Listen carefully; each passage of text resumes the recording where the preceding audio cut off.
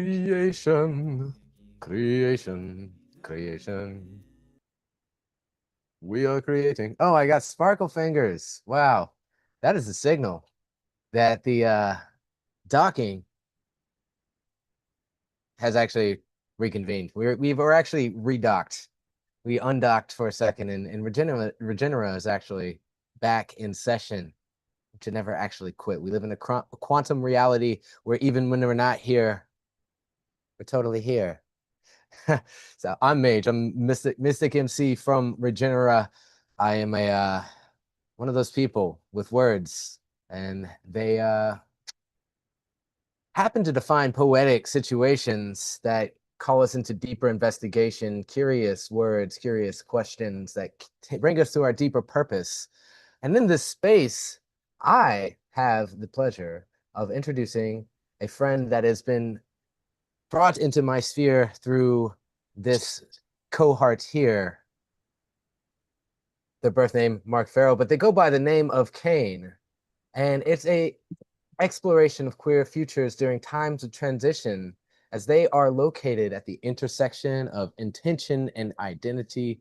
Kane is an embodied artist creating climate-informed work, and it's been an honor to get to know you through this cohort, and I'm really excited to see your presentation. How are you doing today? Well, well, thank you for the intro. Yeah, Absolutely.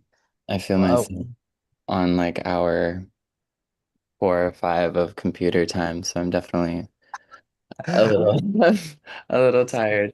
this is tree time. Um, It's time to touch some grass after this, for sure. Yeah. yeah, no, for sure. Awesome. Well, I will Um, pass the microphone to you and look forward to hearing your presentation. Thank you. Oh, wow, look at that. Yay. That was magic. So glad to have this mic. Um, Thanks, y'all. It's really sweet to be here today and to share this. It's been a really cool portal to formalize a lot of ideas that has been swirling for a while.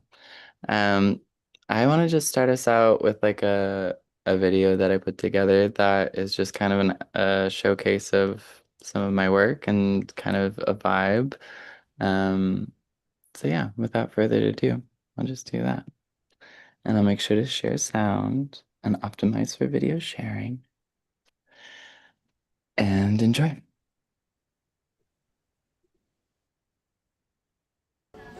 Cuando sabes estas cosas, You're awake. sí.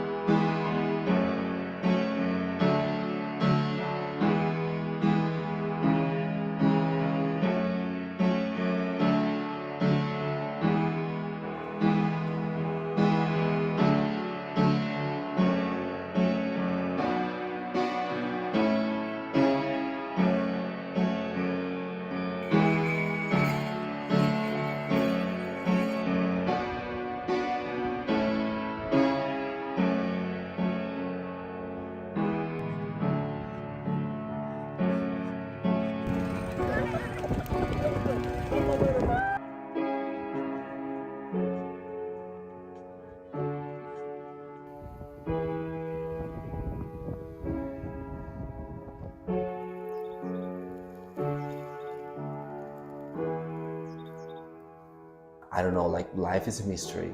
Right. I like to trust in the mystery of life.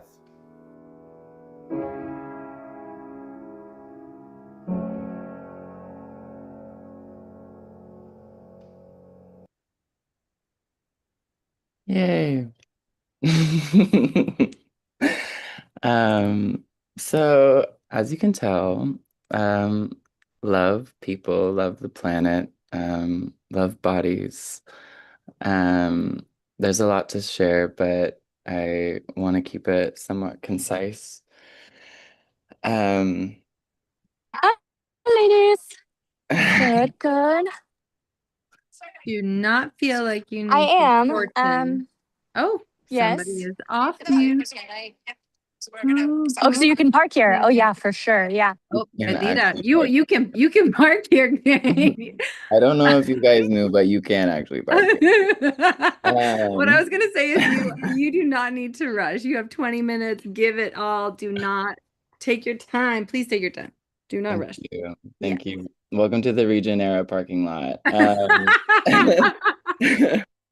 It's also the red light district. So yeah, I have a couple different like elements of the work that I want to speak to. And then at the end I'll kind of get into the more the nuts and bolts and the more kind of solid logistics of the thing. Um so I'll read just a little piece that I wrote the other day, and this I'm like I should probably I should have probably thought this all through more, but I guess on a conceptual level, what I'm working on is a sense-making initiative to help tell the story of the times in a global sense and specifically focusing on the queer community. I studied climate science. I'm a performing artist. I'm a sex worker. I am informed by the worlds of climate science and yeah, like hard truth. Um, and kind of I exist somewhere in between those things. So I'll share this piece of writing to kind of give some context, but my elders speak of a time when they couldn't see a future, and their elders lived through times when not only was a future not visible, the present was hardly clear. Queer people have always, until very recently, had to dream of and imagine futures for themselves that there seemed to be no possibility of arriving in. And they are not alone. They are joined by every people who who have been invisibilized and had their stories stolen from them, left transparent with no history or future. But in the darkness, we develop a creative capacity to conjure a path ahead through the void, a byproduct of drawing breath on a bright summer solstice morning of a day we were not supposed to exist in. And not just breathing, but beaming. Mark. As we crossed the threshold between millennia, some voices started to appear, speaking of an impending threat, something global warming, something help the polar bears. But by the time I arrived to my senior year of university in 2020, the tone had changed dramatically. The world had begun to grasp the level of existential danger we are in, and as a climate major, I understood better than most. The ecosystemic collapses, mass extinction events, and the looming possibility and increasing reality of a positive climate feedback loop that runs away into full breakdown of the biosphere. Even as I speak these words, I can feel the paralysis creep in. How do you continue to live your life? How do we make sense of the future when it doesn't seem to exist anymore? You know, I think I might know some people who have some experience in doing that. And that's a bit of the philosophical soil that Stories of Change, this project that I've been working on, exists in. Um, yeah, I was split open in college. I studied climate and then graduated into the pandemic. I've only ever known um, the reality of collapse. And uh, this has been a really beautiful cohort to help me like want to tell a more hopeful and regenerative future, but if I'm being honest, I just want to tell the story of the times. And I think that a hopeful story will come out of that regardless. Um, but there will also be stories and pieces that I share that are just raw and real. And yeah, yeah. Well, I'll stop there in that regard. I want to speak to like why is it important that there are naked bodies on the screen? Why is it important that there are levels and elements of eroticism included in the work? I have grappled with that for a while and not understood why it felt so important to me that that was a part of the storytelling. And in many ways, I felt that it is actually like invalidating the work, that it like there's an important message here, but there's bodies on the screen, so it makes it thin. Um, and I've come to a place where I'm like, no, it's absolutely crucial that these things live together, actually. On a practical level, this work functions through global connection and using the World Wide Web to find people and to connect with people across borders. And the body is a beacon. The body allows me to find people and people to find me. So, on a practical level. I also was so frustrated coming out of climate science and it just being charts. Like it's just being IPCC reports and there's nothing I can feel about that. There's nothing that really lands in my body about climate change when I'm looking at a chart. But what does land for me is a body laid bare, experiencing and letting and telling me the experience of living the numbers that they're seeing. How is that landing in their lives and in their bodies? Like I want to feel it. Like we have the numbers, we have the data, nothing is happening. And I think the gap is because there isn't an actual embodied understanding and feeling of it. So there's an imperative there that the two find each other. Um, yeah. And I think in that there's an antidote to numbness as well. Um, yeah.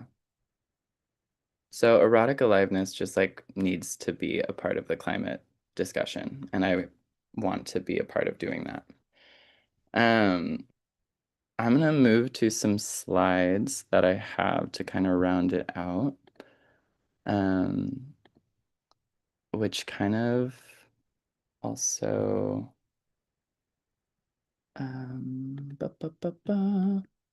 kind of build on this theme. Um, these are some quotes that I just like really, really enjoy. There's an incredible person on Instagram named Victor Waring. His handle is Bonobo Man.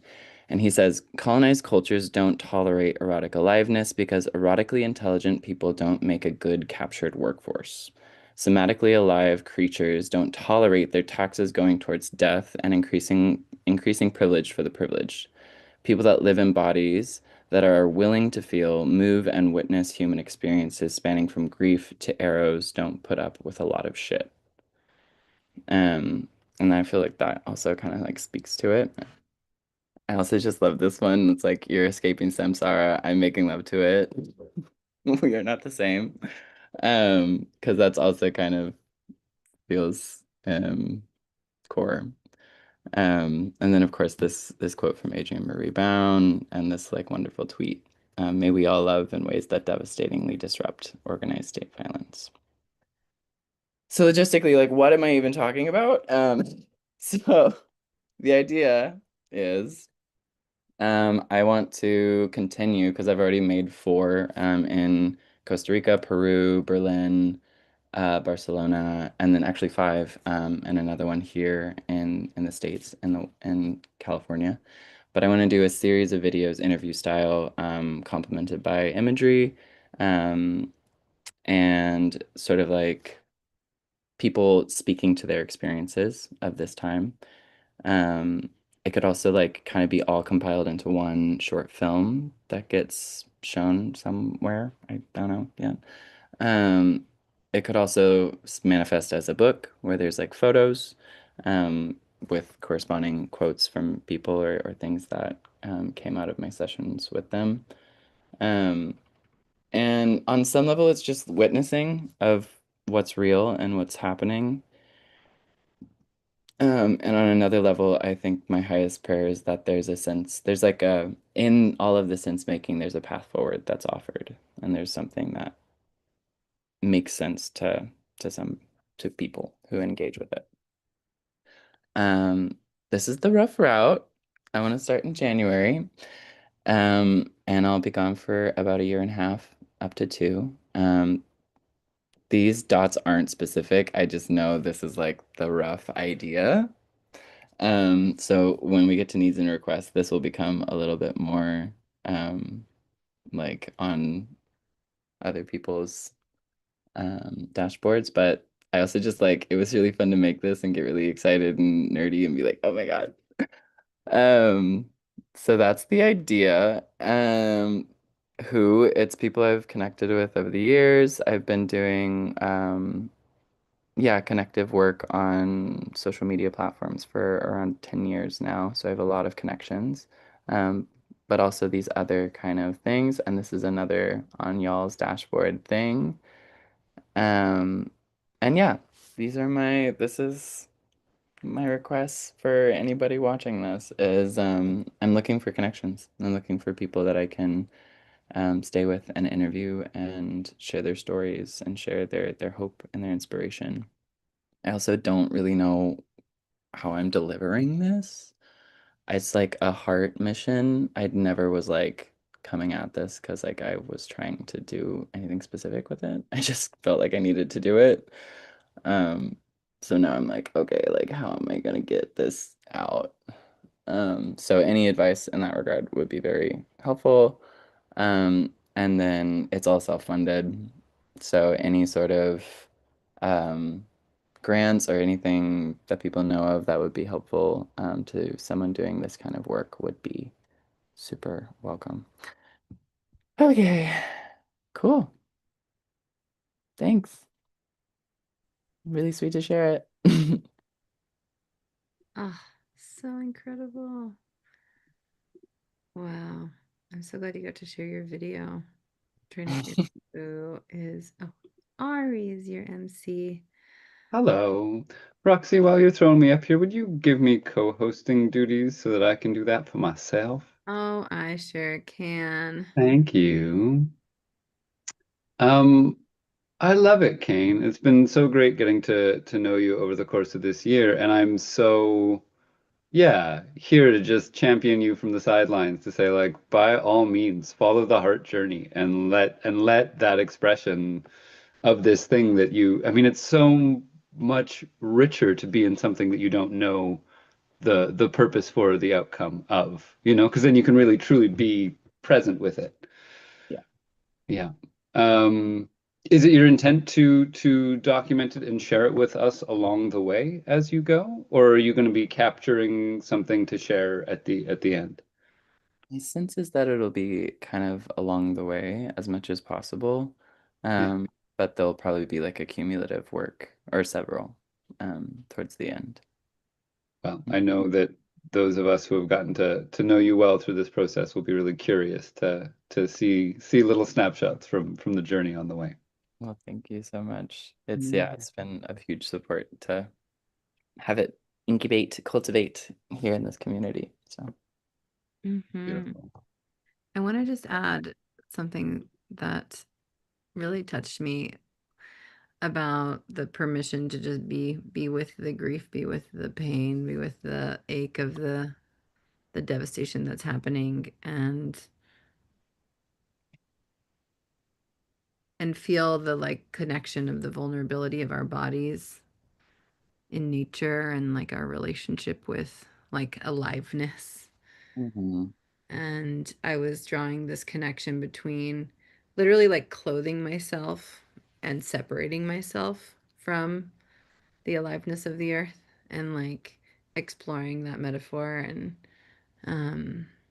yeah, just the other day my friend sent me a little video of a baby Bambi. She was like, it was just born and it was hopping around. I'm like, how is this Bambi hopping around? Like, we are born as these like little blobs, and then we like have to be taken care of, but we'll die, you know? Right. So silly. As humans, we do not come out being able to take care of ourselves at all. Um, but to choose to like return to our core form, and to be in a deepened relationship with like our eros, and how often people in modernity are really separated from their pleasure and from, you know, their erotic essence, and how vital and important that is for the healing of the world. I just, yeah, this project is so important. And the fact that it's connected to grief, and like that it also alchemizes the that healing and like support of queer bodies. It's just, there's so many layers, and I'm just so grateful. I'm so grateful for this body of work and for you. And yeah, thank you so much, love. Thank you, It's Lion. so inspiring. Let's frolic in nature together naked. Talk about how sad we are, but how exciting the future is when we feel it and we can let it be. And so, Yeah. thank you. Yeah, you're so welcome. Thank you. Truly. One of my indigenous elders reminded me some time ago that when things just feel like they're stuck, to go be naked by the water, by flowing water specifically. Yeah. Yeah. And, I mean, there's so you much to reminded know me of that. here.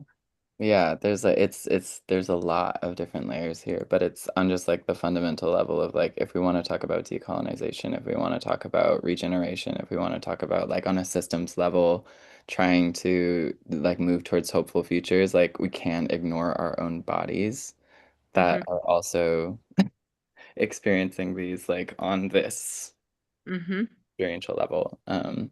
So let's start there, Let's maybe. Yes. Bless you, love. Thank you so much. Thanks, Ari, for letting me interject. I just had to share a I reflection. mean, yeah, you gotta be in the frolic naked in the buttercups moment when it comes. Frolic and weep. I feel like that's yeah, the two really important modes, not the only two. Thanks, love. It's now my pleasure to introduce Patricia Sogayar back up to the stage here. She's going to be sharing with us her work exploring a living architecture for systemic regeneration through 7 dimensions, 7 principles, and 7 pathways for systemic transformation. Patricia Sogayar is a regenerative systems catalyst, facilitator, and experienced designer with over 20 years of cross-sector experience, spanning business, civil society, education, eco-villages, and global challenge networks across 11 countries. Patricia, the floor is yours. Thank you so much, Ari, and it's been a pleasure to be with you all, and I see many friends that have been with me in this journey for a long time, and I want to start honoring and sharing how grateful I am to be here with you, because this is part of your story too, somehow. So I'm really happy to share what came through me, and just realize we are in Solstice. What a special day to share. Like, we are talking about cycles, and a message that just came to me today. And so I wanted to really start by honoring the land I'm right now in, because I couldn't think of a better place to be and be talking about living architecture for systemic regeneration than being in a biohub that is doing fantastic work here in Brazil near Rio de Janeiro for almost more than 20 years, and embodies what I'm going to talk in the solstice, which is also this place that invites in ancestors and all this energy of this beautiful earth that we are all so in connection with. So maybe before I start, can I share a little bit about what I heard about the solstice energy with you? So look at this. It's a time of turning inward, of silence and reflection, inviting us to learn from the experiences we have lived and to listen more deeply to what is emerging within. Winter teaches us that even when everything appears still, transformation is taking place. Just as seeds rest beneath the soil before they sprout, we too need moments of pause, to gather energy, reflect on our journey, and prepare for new cycles to grow. It's time to honor the wisdom of our elders and ancestors, to respect different perspectives, and to transform knowledge into wisdom. Indigenous traditions remind us that wisdom is knowledge put into practice with love. If I just would read everything here, it's like what I'm talking afterwards, like knowledge help us answer the questions of what, who, where, and how. Wisdom helps us understand why. For this reason, knowledge reaches its deepest value only when it arises from love, balance, and inner harmony. Winter also speaks of endings and beginnings, death and life, acceptance and renewal. It invites us to forgive, cultivate compassion, release old patterns, and strengthen our spirit.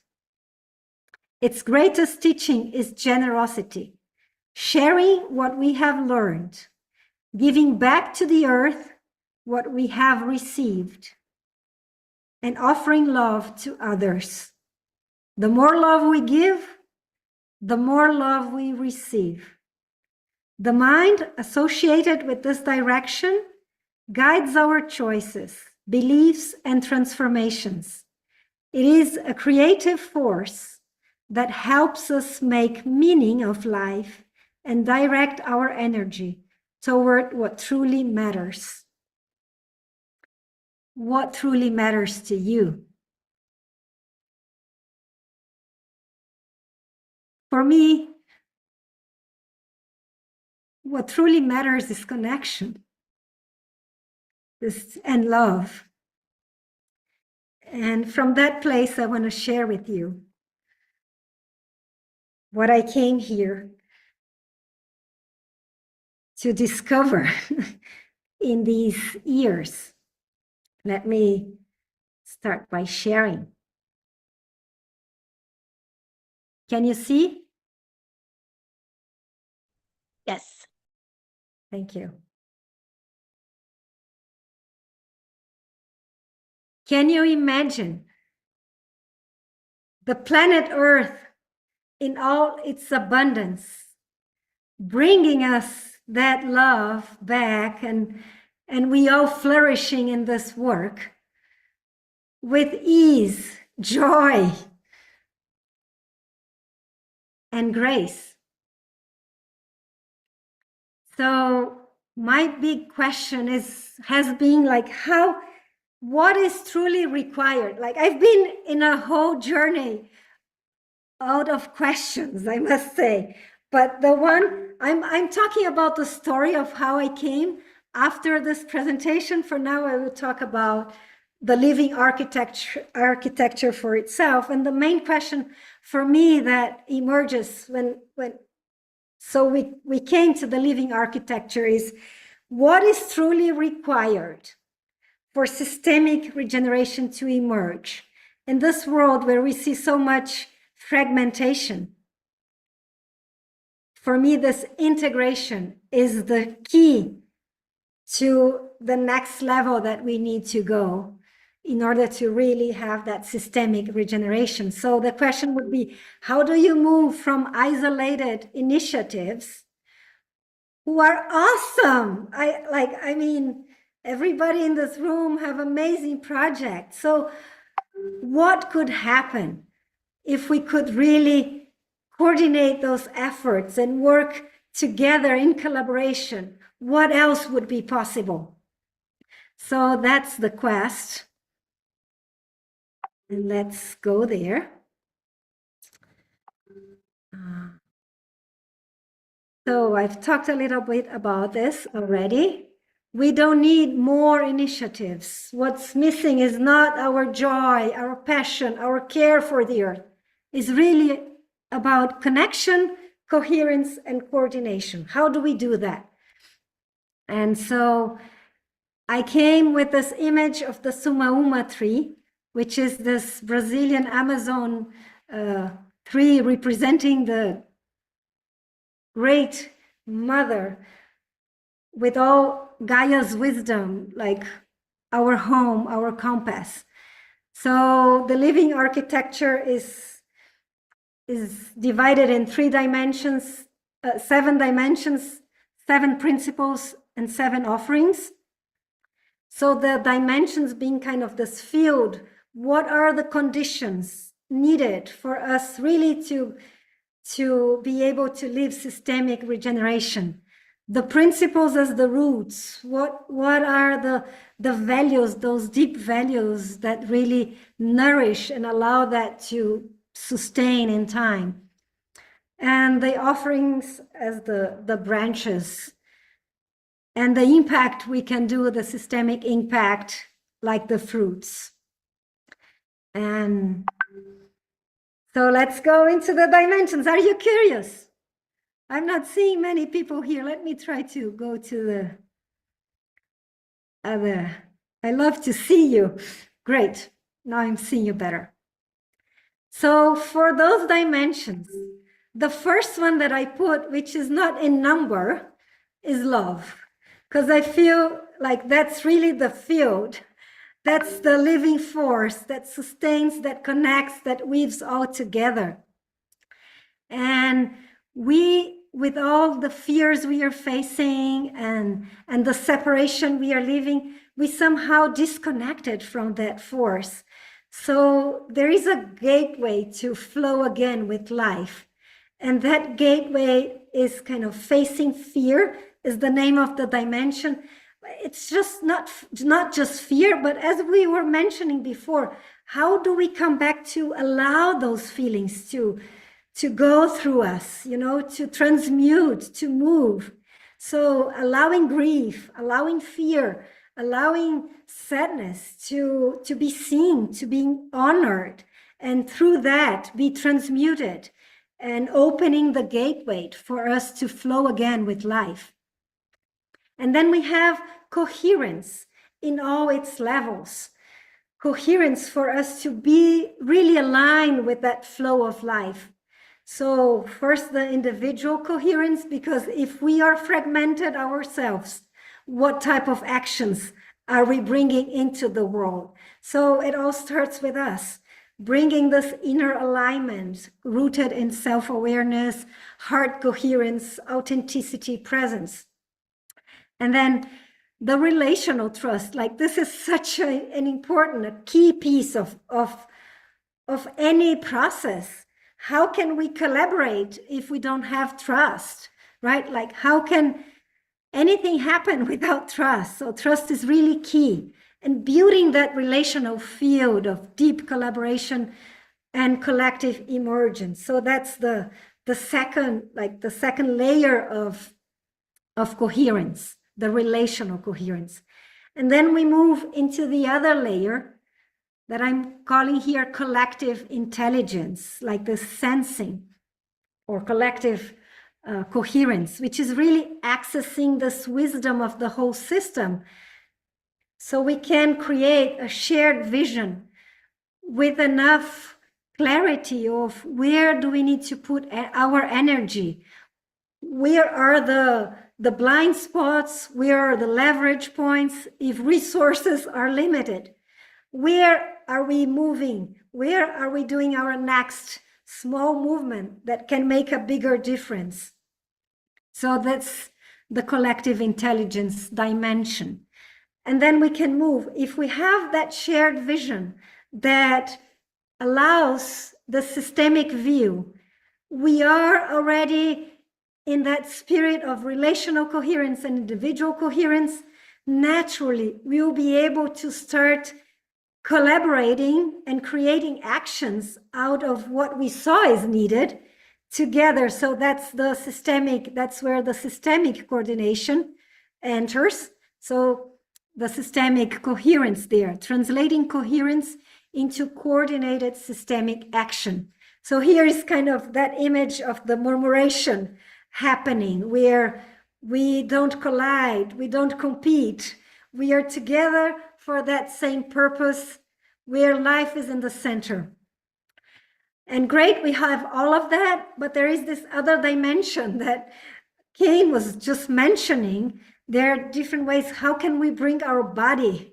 We have been so much here in our heads, disconnected from our bodies. So how can we bring that in, integrating that in practices, in experiences, so real transformation can happen?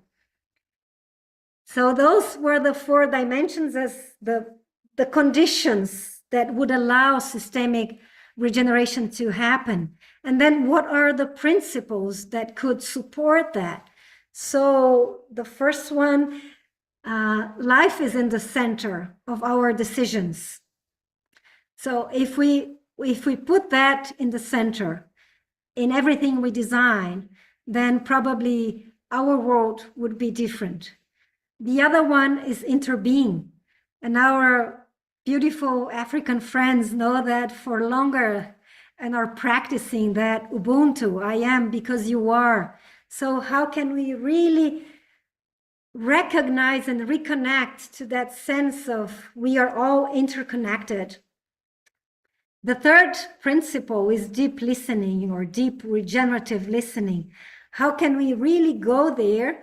We practiced a little bit here when we were experiencing the methodology. Like how can we really go back to deep listening ourselves, others, but the earth in the first place, and the earth is ourselves as well. So how can we really reconnect and put the earth in the center, life in the center, and see what is it asking from us right now? What does Gaia need from us right now? Are we really aligned to it or not? Are we listening? Are we listening to what our role is, to what our natural gifts are? What is our part? So this is all deep listening. The emergence is the other principle, which is like really when we allow this intelligence to talk to us through this deep listening and see what wants to emerge. We are there as midwives of this life force. What's next? Serving the earth and not the other way around. And in regenerative mindset as the other principle, very important. I've put here the curiosity, the heart coherence, the responsibility that we need to take back to us. But I was thinking there are 2 core beliefs that enter here in the regenerative mindset, that if we embody those beliefs, many things would change. And let me bring them and see if that resonates with you. One of them is, what if we have already everything we need? We have already enough. There is for all. There is for all. If we have that in mind, there is for all, something shifts and we don't need to accumulate because we don't access that flight and fight mode. There is for all. There is for me. I don't need to rush. I don't need to enter in that state. And the other one, I'm enough. I'm enough and I can do a lot already. I can make a difference with what I have now. I can already contribute a lot just by being myself. If I'm here right now at this moment on earth, I already belong. I'm already enough. I'm already an important piece of this puzzle.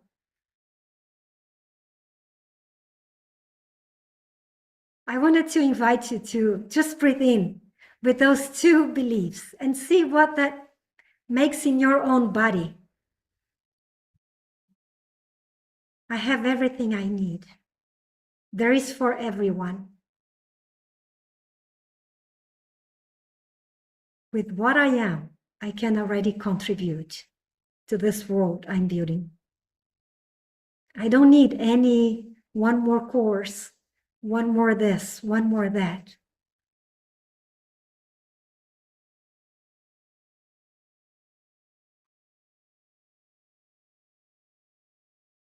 Can you feel a difference in your own body? Can you feel an expansion?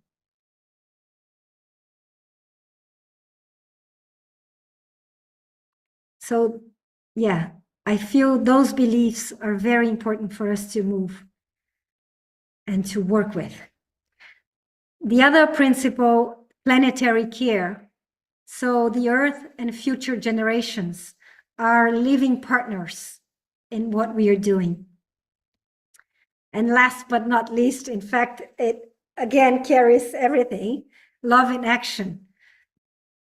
Love expressing as a practical, systemic, and living force that sustains the field. How am I being that expression in my day-to-day life? Is that making any sense to you all so far? Yes? Wonderful. Absolutely. Thank you. So if that makes sense, if we have those principles and we have those dimensions, so how can we turn that into practice? I love the theories, but what I love most is contributing, really seeing that my action is contributing to change the world now. Like, I want to see that. So what could be some offerings? We came here with 7 offerings. And well, one of them is the methodology that kind of embodies everything that I have talked so far about not just the principles are in between, but also the dimensions. So the methodology embraces the inner coherence, the relational trust, the collective intelligence, the systemic coordination, like moving in those expansion circles. But as a transversal thing, we have facing fear or all our emotions, allowing them, the love in the center, and embodiment. That's part of the methodology, but it's not a fixed methodology. We are all here working with different methodologies, and this one is kind of a meta frame that embodies and includes everything else. It's just a way to integrate what is already there. And the idea is to make it an open source that people can define their own trail, bringing here every tools we know that could work in the inner coherence for relational trust and so on. And then we can map then, and people can decide what to do and make their own trail according to their purpose. So the offerings, I will start from the last one. That's in the chronological time, but I will start with the last one. Uniprema is this systemic regeneration lab I created this year that somehow embodies and holds together all those offerings, and have another offering which would be personalized services of designing transformative programs and ecosystems and experiences for human and planetary flourishing. But then through the journey, I will go for the other ones that we've created specific, because when I was talking to change makers and we were trying to make things happen, I got some feedbacks and I realized funding is something really important. Who here needs some resources? Or let me, I want to see the hands. Who here wouldn't mind by receiving resources? Who has that as a pain? Like, oh my gosh, I need to stop what I'm doing to try to find more and more. Who is going to support me? And I'm talking, everyone is in the same, people. So here, that's why we came to this as the first option, fund of the funds. This would be a place for regenerative capital for systemic transition. And I had this reflection, you know,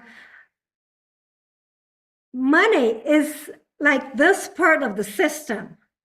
And if we see nature and the whole system, we are talking like about this much abundance, and we are here struggling and even competing between ourselves to this part here that is so little. And even if we would cooperate and get all that money, that wouldn't be enough for all the change that is needed for now. So it's like, why don't we align back to nature? Nature is abundant in itself. We are workers of nature. We are workers of the earth.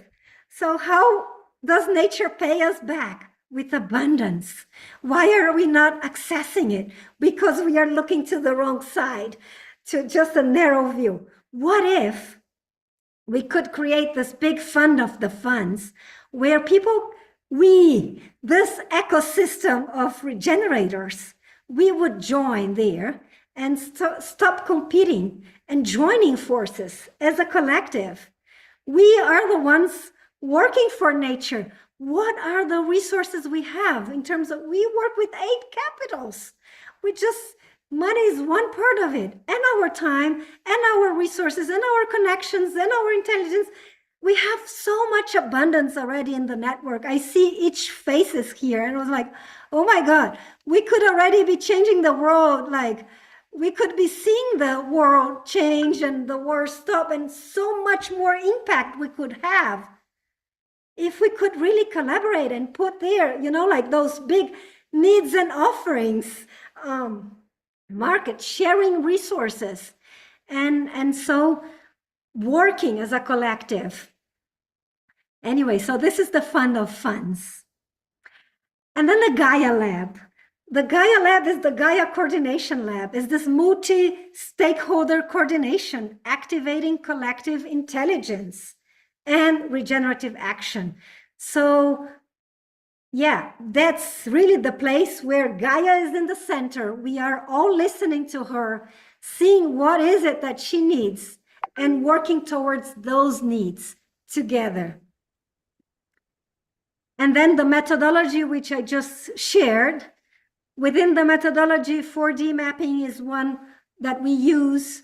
The Phoenix Passage is this journey that helps us go from fear to regeneration and transformation, helping the path of transformation and certainty, how we navigate that absenceing part of that is present. And the Oasis House, which was the first one in chronological part, that was like this place that we could slow down, reconnect with ourselves, with the earth, with everything, and nurture ourselves, recharge, and act from that place. But now it is there, and it's this big portal we could create where we can see ourselves as the system, where we, in that system, we belong, we care for each other, and we cultivate those relationships. So this is kind of a bit of each of the offerings. And you may think, oh, this is all too interesting, but it seems very abstract. It won't be possible, but we are testing it. And we want to start with a pilot by activating, for now, the well-being ecosystem in Brazil, with the idea of afterwards being possible to expand to the well-being ecosystem in the world. So for the Fund of Funds, we thought working with the giving circles, like making this big campaign, 1,000 women giving 1,000 reais and contributing not just with money, but also with their vision, with their voice, with their wisdom, with their stories, you know? And so people co-create. They just not give the money, but we are co-creating that together. You know that story that we are the ones we are waiting for? So yes, we are the ones we are waiting for. So, and women are a big part of that, even that big change. And we will use the Gaia Coordination Lab, bringing then diverse representatives from across those systems, building them, going through the methodology, and using also other types of methodology, because as I said, it's kind of this frame.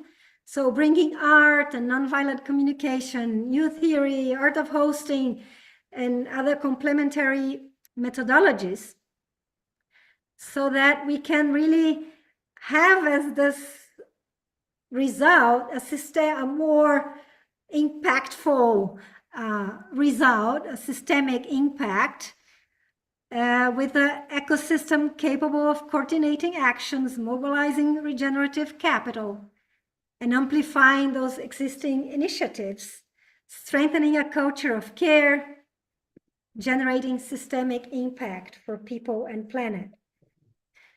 So if we think the world as it is, with all the mental health problems and issues and everybody's,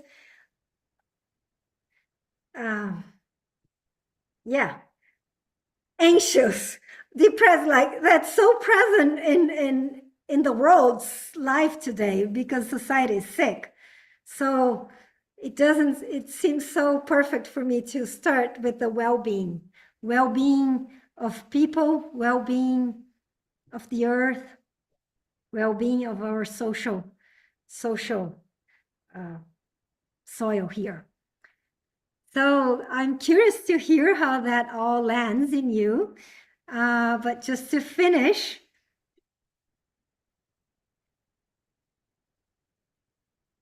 we want to make this call to action here. So did you like it, what you saw? Like, does it make sense?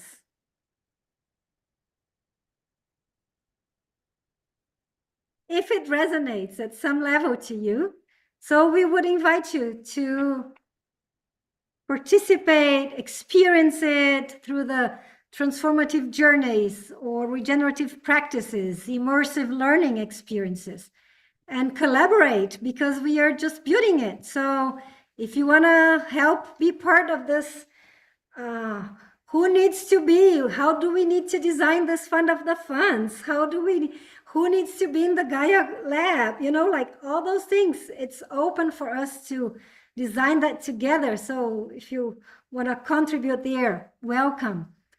If you want to apply that methodology, because the methodology, what I have learned is it can be applied anywhere. It's a possibility for you to generating more coherence and coordinated action, reducing the waste of resources anywhere. So if you want to apply that in your organization, your community, in your ecosystem or network, pilot it there. Or if you want to fund one of those products, fund this first pilot, fund whatever you want to feel called to fund, and be part of it. Anyway, so contributions are all welcome, because regeneration, it's not something we build alone. It's something really we cultivate together. And so being together with any contribution matters, because it will strengthen this pathway as the whole. So that's for the presentation, and just an information that we are in the Topia world, which is this 3 3D virtual exhibition where all projects are there. So there I have put a more detailed explanation and presentation, which you can find in this one by clicking here, or you can go there and see the Sumauma tree there and explore how we moved from Casa Oasis to 7 dimensions and the whole living architecture. So I stop for now because I want to see all of you to see what resonates and yeah, would love to hear a word at least of who wants to be together. Let's build this together. We are one. You know, I've heard from a friend, we may have, when we were working with families and first childhood, he said to this community we had built, like, we may have a lot of differences, but we are more similar than with any other group because we share these values, you know. And this is valid for us here as regenerators from different areas, countries, themes, and methodologies. We are one living system, and we may have differences, but that shouldn't prevent us from creating a bigger thing and uniting for the better of Gaia. Thank you. So beautifully put, Patricia. I really want to encourage you to look into the chat. There was a lot of yeah, just lovely, very, very warm and excited feedback about this integrated model that you're working through and what you're tending. You mentioned in that deck that you were sharing there are links to click. Is there a link for that deck that that you'd like to drop in the chat so that people can engage with it? Okay, I could try to see if I can open from here.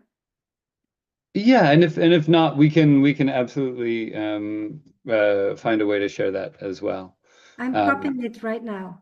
Wonderful. At least trying to. Yeah.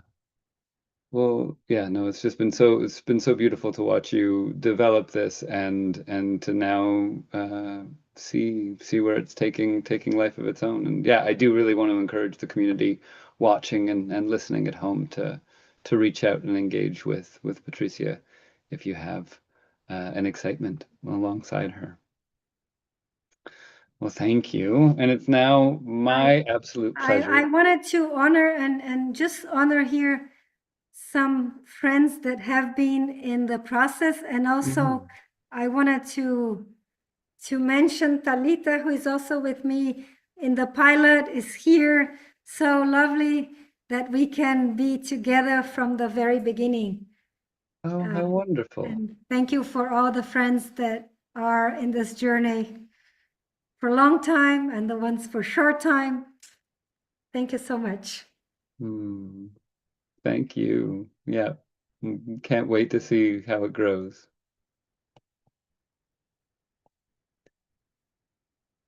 And it's now my absolute delight to introduce from the other side of the world from me, but also a place where we are in the heart of winter, where the winter solstice is alive while the summer solstice shines on me.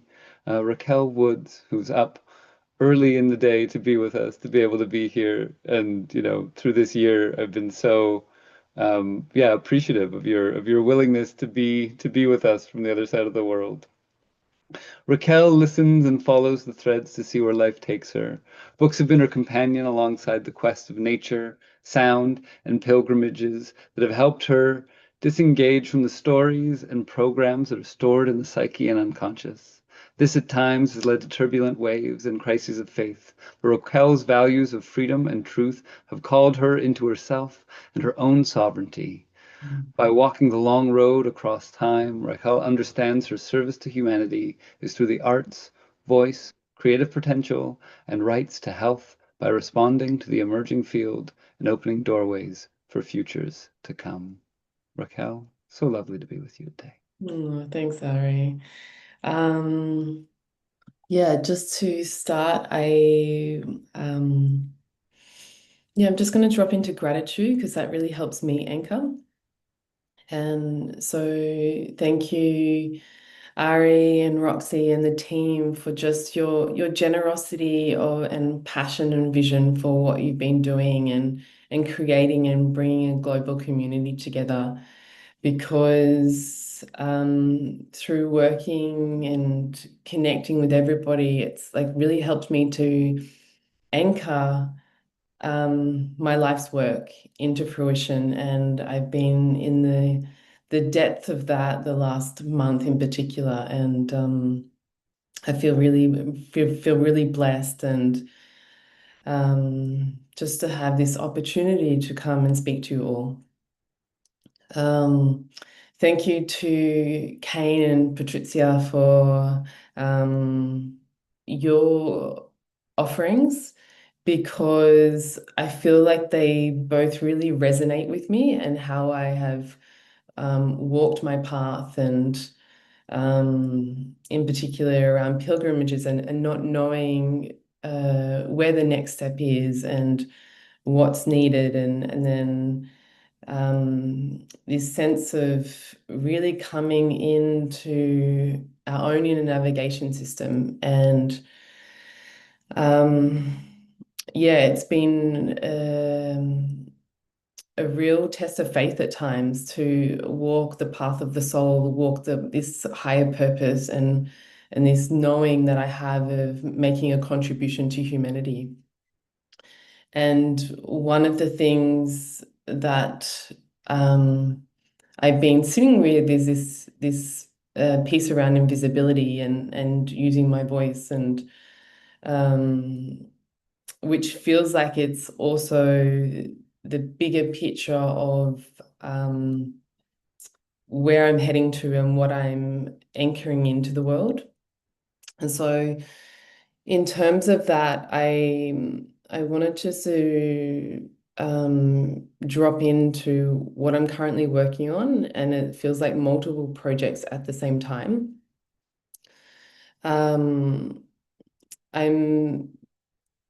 I'm very passionate about shifting this mindset from struggle to thriving. And I feel like we all have the potential and it's not even the potential, it's the right to thrive in this world. And I'm very curious about bringing people together to feel into what's in the invisibility, into the field of and to dream into that space. And so a lot of the research and support connections that I've been making over the last few years is around the brain and the nervous system and fascia and I'm doing a big piece around the body at the moment because the body needs a place to anchor. Our inner navigation or to thrive in the world is we need a place to anchor, and I feel like that anchor point is the body. So yeah, I'm in the process of creating a support for people who don't know how to access support, and that's in relationship to health and what is good support. How do I find the right support? How do I end support? And also to create, help people to be resourceful, especially when there's not a lot of financial support. So that's more of a community offering for me that I'm really passionate through my own health journey and navigating my nervous system and where I've also not felt empowered, and I want people to feel empowered to be able to sort and gather information so that they can make their the choice that's right for them. And the other part of this, I've already spoken about the inner navigation system and responding from the emerging field. And the third piece for me, which is a big body of work, is about the unspoken and what is in the unspoken. And when I don't name something, it stays in the space. When other people don't name, or there's secrecy, it stays in our space. And so how can I support others to really clear up our space, our in integrity, our use of our words, to really come in and be powerful creators of our lives? So that feels really important for me. And to do that in a way that is not in a therapeutic lens, but uses art and creativity. And I'm just going to pause.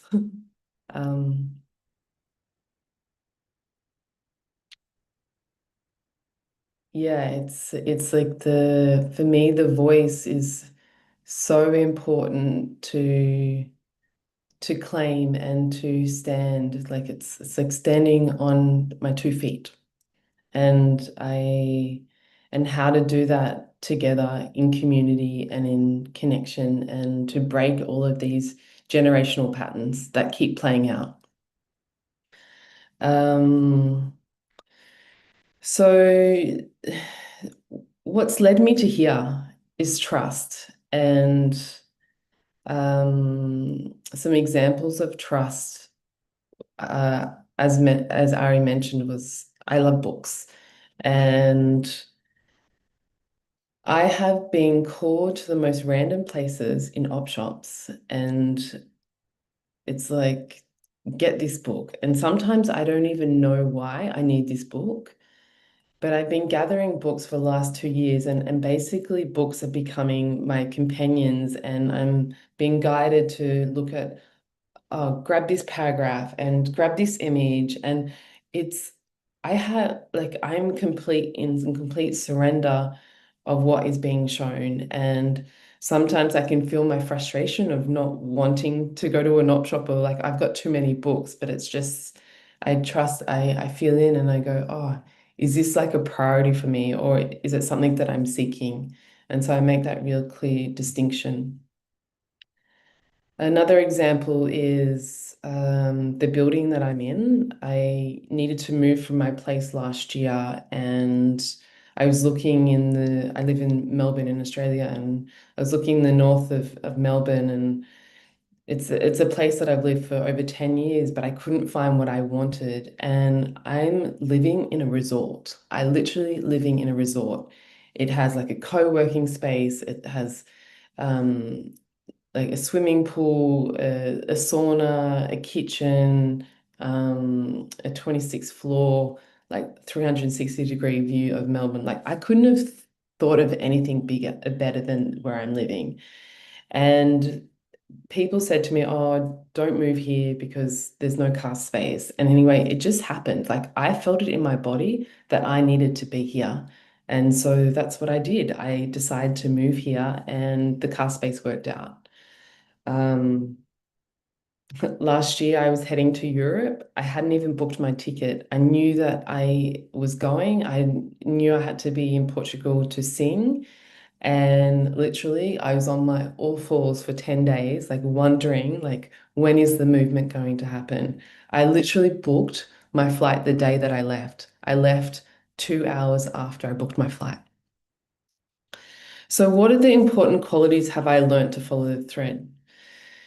So this is just a few, and I just thought they might be helpful for people. So letting go of understanding or trying to make something work. Like my experience with Europe, feel the movement and the shifts and the quality of presence. Like it's like helping me to gain clarity around when do I feel expanded, or when do I feel contracted? Pausing helps me to anchor in myself and in my connection with myself. Identifying a group of allies that is outside family and friends. That's really important. Someone who backs me and sees me, and then I can speak independently out of those contexts. So it's what's the word? Objective. And I can also, for me, growth is so important. It's about being able to see different perspectives and operating from a place of empowerment. Yeah, sometimes it's important to keep ideas and information close. And the reason why is then life shows me what I'm experiencing or what my awareness is showing me. And then it affirms and helps me to trust myself more. Stop searching is a great one. I know how I have searched a lot out of my life of like resources and support and but everything is actually here in the body, and there's worlds within our bodies. Like it's incredible. Like the intelligence that we all have and the potential is huge. And then the last one is the reminder to rest in the body and listen. And that is even just to yeah, after an appointment or catching up with friends, take 5 minutes. It's only 5 minutes just to pause and allow that experience to integrate before the next movement comes. And I find that also helps me to balance and re-energizes my energy levels. And yeah, my last kind of point that I wanted to bring up was yeah, just to yeah, what has like supported my journey. And this is just things that I've noticed that feel really important to me, and it's noticing the endings, beginnings, and gaps. Like really as yeah, right relationship. I really value right relationship and with people and finding a way where there's a win-win situation. So to resolve conflict, being comfortable in the unknown, naming. So naming, even if I don't know what to say, it's like, I don't know what to say, and then going from that place. Exploring the polarity. So it's not all light and love. That's spiritual bypassing. It's actually being able to hold the polarity and see them both and experience them both. And the last one is shifting from the story to what is possible. It's time that we stop being in the drama of things and to actually connect into our full potential as human beings. Thank you for hearing me and being with me and listening to me. And yeah, I feel really full in my heart for being here.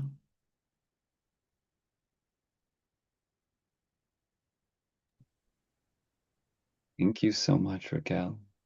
It's a gift you have to speak directly from the place of your being in this moment and to speak from the heart. And yeah, really that opening from gratitude really dropped me into my own gratitude for being on this journey with everybody on the call and everybody in the program. And I'm so grateful for you for stirring that in me. Thanks, Harry. I have to just come up and I know you said this at the beginning, Ari, but everybody, Raquel got up or stayed up so late just to join us in Design Science Studio week after week for what, 6.5 months, almost 7 months now. Like I guess, yeah, we're at 7 months. It's just your devotion to this evolution of your work and your life in service to creating a more just and thriving world, like, has kept me going in days where I'm like, I'm tired. I'm like, I bet Raquel's tired. She's staying up, getting up late. Like, there are these anchors across this whole process of being in this community of practice together in this program that like have given me life, and your devotion to being in sync, because you could have easily done this program asynchronously, and you chose not to because you wanted to like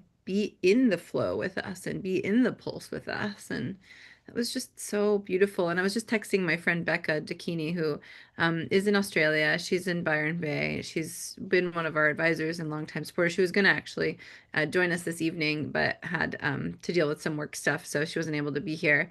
And it was right around this time that she was going to join. And so I was like, I just texted her and I was like, I know you're not here, but there's a fellow Australian who's holding it down, And I was really feeling her. I was feeling, I have a deep affinity for Australia. I lived there part-time for almost 4 years, and I'm just, yeah, just want to celebrate you for I keep saying it, but your devotion to like showing up in this way. It's been really tremendous. And now like hearing the thread that you just wove for us, it becomes more evident for me, like why that felt like the right choice for you. And I'm just so honored to be on this journey with you, Raquel.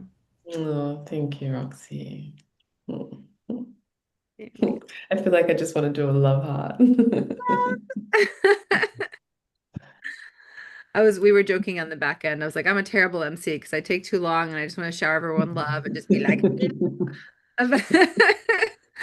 it's But true.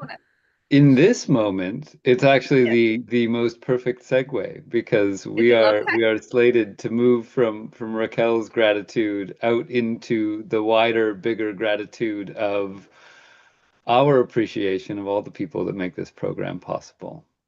Not just you all who have presented today or the 2 days before, and all of you who have cultivated, who have spent your time and effort and life engaged rather than in turning inwards or closing down doors in a challenging and sometimes tumultuous time, to devoting yourselves to opening and devoting yourselves to standing for a community that you come from, or standing for a vision for a community that you long to be a part of, and to really have put so much care and effort into each of the things that you've cultivated. Big, deep gratitude, of course, to the folks at the Vision Train for holding us and hosting us and being here with us alongside us. But so grateful for the crew of people that we get to do this with, Roxy. It has been, as so many have probably noticed, that winter, I don't know that I've talked to anybody for whom that winter wasn't challenging in some really like key foundational way. I think we're really at this moment in our collective quest where we are being tempered in the fire of the world that we've created, to both give us insight into what needs to change, but also to give us strength into finding the motivation to change it and transform it. And that's certainly been true for us, behind the scenes at the DSS this year, on just so many levels that have touched us, personally in really profound and challenging ways. And then the journey of what it is to weave community from that place of both being incredibly, pushed into your own vulnerability from life, and then still having to put one foot in front of the other and care for something bigger than each of us. And so I'm just grateful to this whole team who you've gotten to meet in different ways through this weekend, but really just so grateful for everybody who's shown up and put in so many more hours beyond the call of duty, than perhaps any of us imagined, and certainly than we have the capacity to reimburse or attend that this truly is a labor of love that comes from the hearts of so many. And all of you all who are on this call, who are here with us, are part of it and part of the reason why. I'm just going to start finding folks and bringing them up here to have a little moment to share with them in the spotlight for a moment.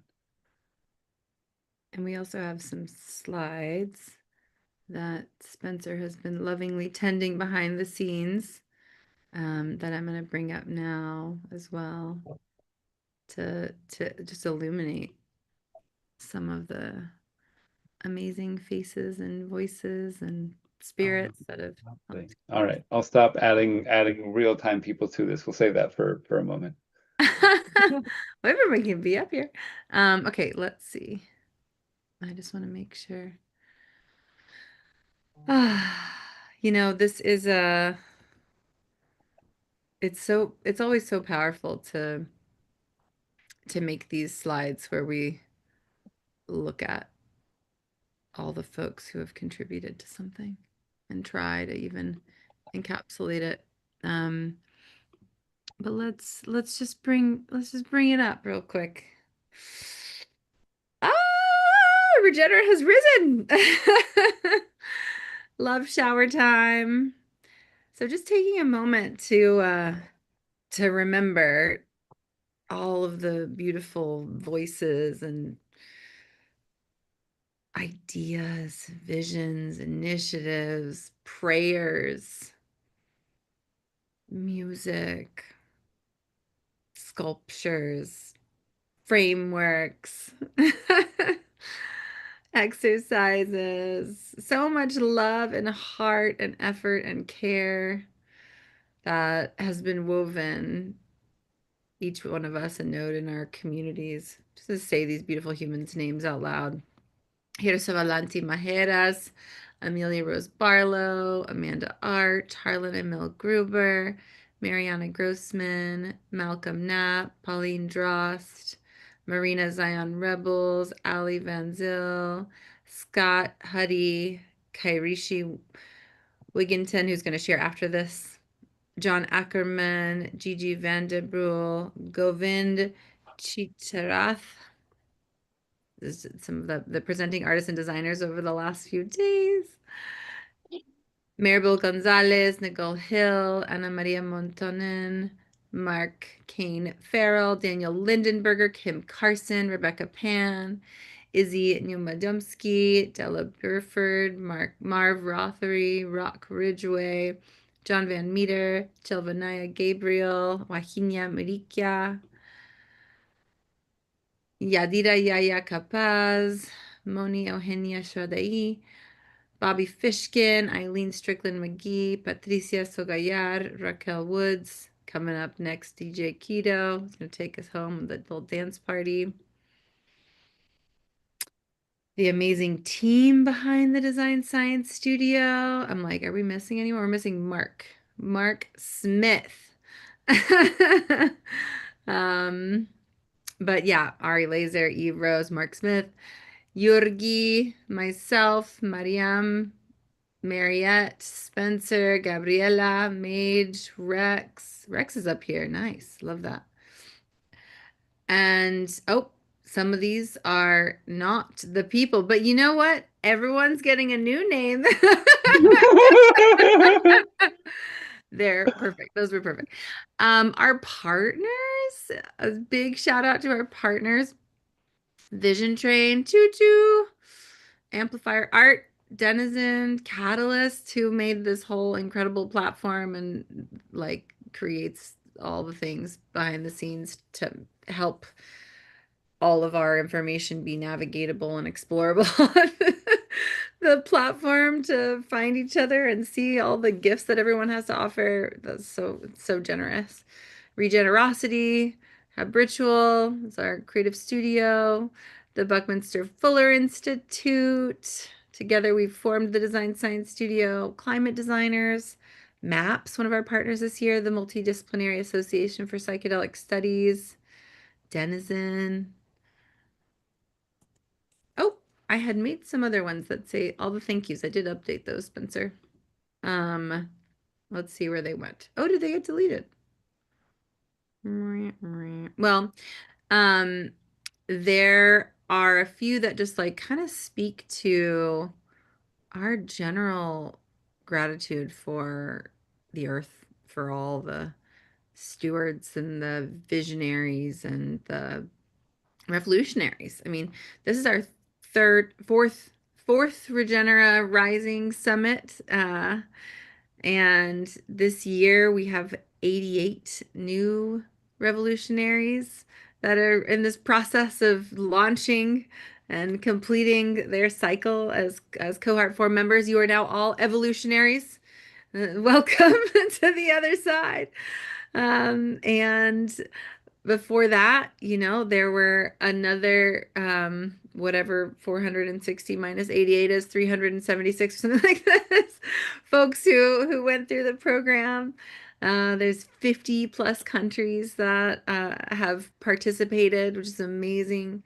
350 projects launched, and just a tremendous amount of effort and love and time and vision and care.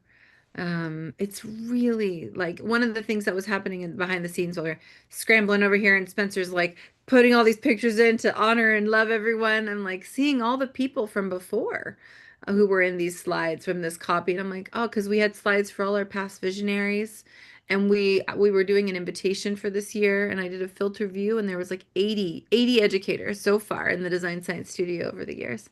There's a ton of people who like have volunteered, for the most part, volunteered their time to share their wisdom across so many different spectrums and fields and modalities. Because we ask this big question, what does it take to co-create a world that works for all of life? What do we need to learn? What do we need to unlearn? We're on the heels of and shoulders of many giants. Buckminster Fuller is one of them, and there's the earth itself, and so many visionaries. Donella Meadows was making a cameo over here. Mariette's got a octopus on her shoulder. We got the the wisdom of the sea, and we start with universe, and we're learning and unlearning a lot. We went through this whole educational journey because we are in this inquiry. We're on a quest. We're really asking ourselves this question: how do we build the capacity of each other, of the creative community, to be in support of helping to catalyze these just and regenerative and equitable futures for all of life? And it requires grief. It requires like hospicing. It requires a deep, honoring of where we are, but also where we're going and who we're becoming along the way. And it's just such an honor to get to do that together. A lot of this work it already feels like intense to be in a world that is both flowering and blooming and on fire. And as some of the systems crumble and others are born, we are inside of them, and we have to remember to come back together with each other, because we're not alone. And this is like such a beautiful lived experience of that, not aloneness. And we show up and support each other and amplify each other and encourage each other and learn and live together. And one of the oh, nice, you brought them back up. One of the slides that I will now get to. Thank you, Spencer. Thank you. Undo button. Yeah, so this one was all the featured speakers, volunteers, 88 revolutionaries, Gaia, our ancestors, all those whose names aren't here but have made incredible contributions to this vision, and all of those to come. Together, we launched a world that works for all of life, and this was made through our spontaneous cooperation and collaboration. We thank you for making Regenera rise. And now Regenera is going to dock on land. Wow. So I'm actually literally going to leave this call after our dance party and drive to the site um, because I need to do a quick site visit because there's an event happening before us. And they wanted to jam with us a little bit to see if they wanted us to leave any fun things. But this beautiful land, that was actually where the first solar was sold, very solar punk anchor space in Hopland, California. It's called Gateway Mendocino, and we're going to be gathering there for an interdependent summit in person with all of the citizens of Regenera to come and play and continue this with each other, with the land. And it's a testament to the fact that we are not only interdependent with each other and the earth as citizens, as yeah, as an opportunity to like reinvigorate our civic imagination in this historic moment in the world, but also with all of life and with the ecosystems and with the broader body of the planet.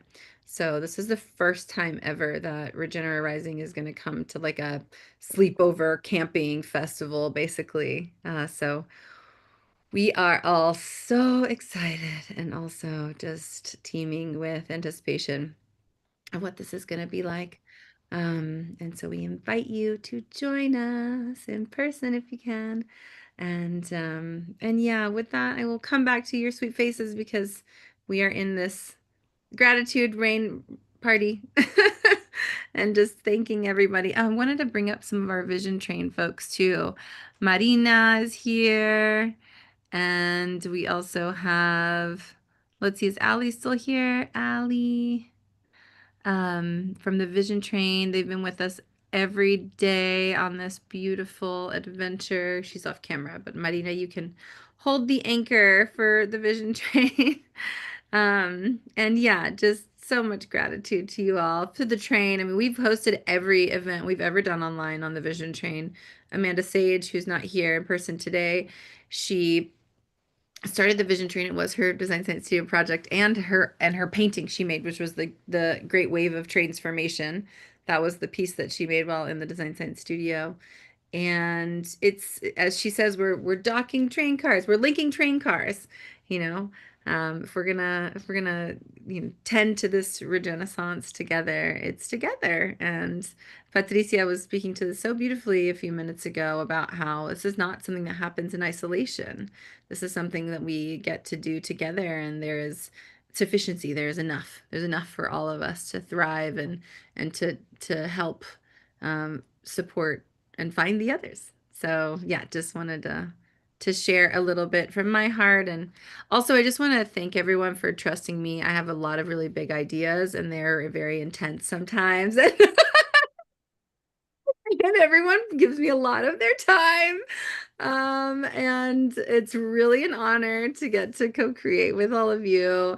I know it's a big devotional like body of work that we're all stewarding together, and it would be impossible if we didn't do it together. And so I'm just super honored. It's so beautiful what we're doing for each other and for the world, and it's just like a testament just to like sit inside of these spaces where we get to hear from everyone and just see everything that everyone's creating and witness you all supporting each other. And it just gives me a lot of hope for the future. So thank you. Thank you, Roxy. I can say that I was here in the first summit of the Design Science Studio on the Vision Train. And it was really special to see this room full of people and these inspiring talks that always comes up, and with people from all over the globe, like you're saying, linking cars and the Vision Train, the Design Science Studio, and many other projects are these hubs where thinkers can, and explorers and artists and many different kinds of living in the society, we can all come together in one place and listen to each other and share all these stories. And it's so potent. I can say this because I live here on the Vision Train. I can say that I live in this community vibe. And here on the Vision Train, we cultivate that deeply as well. We have here on the room Kyra, and Danielle was here as well. Is in Peru. She is doing a mural, and you can see her progress. You could see her progress since Friday, and she's here like listening to all these stories. And it's really, really inspiring to see this room full of people and know that you are all in the world. You're all putting out your your precious gifts. So thank you very much. I'm really glad to be here. Amazing. Thank you, Marina. Thank you, Kaira. Thank you. Thank you, Vision Train community. And I'm curious if anyone else from this beautiful team wants to share anything before we bring Kairishi up here to share, before we have some music.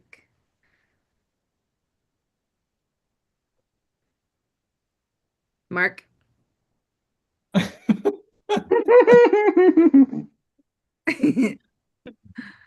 Yeah, Roxy. You know, I had my finger on the button and I was just about to press it. And I was like, okay, do I do this or not? You know, beaming with y'all and Marina also, I've been hanging out on the Vision Train at all these summits since the start as well. And the first year, nobody had any idea what we were doing.